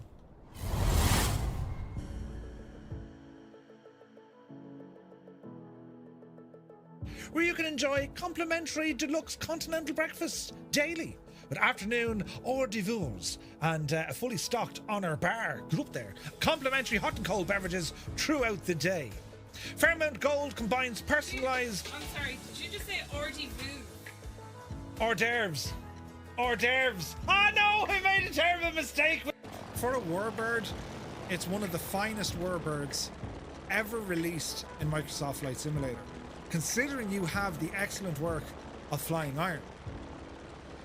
This thing, because of the extra features, because of the because of the optimization, because of how well it looks and sounds, even flying this thing gives you an experience you probably haven't got already. Straight away. Do you like me, Podge and Raj?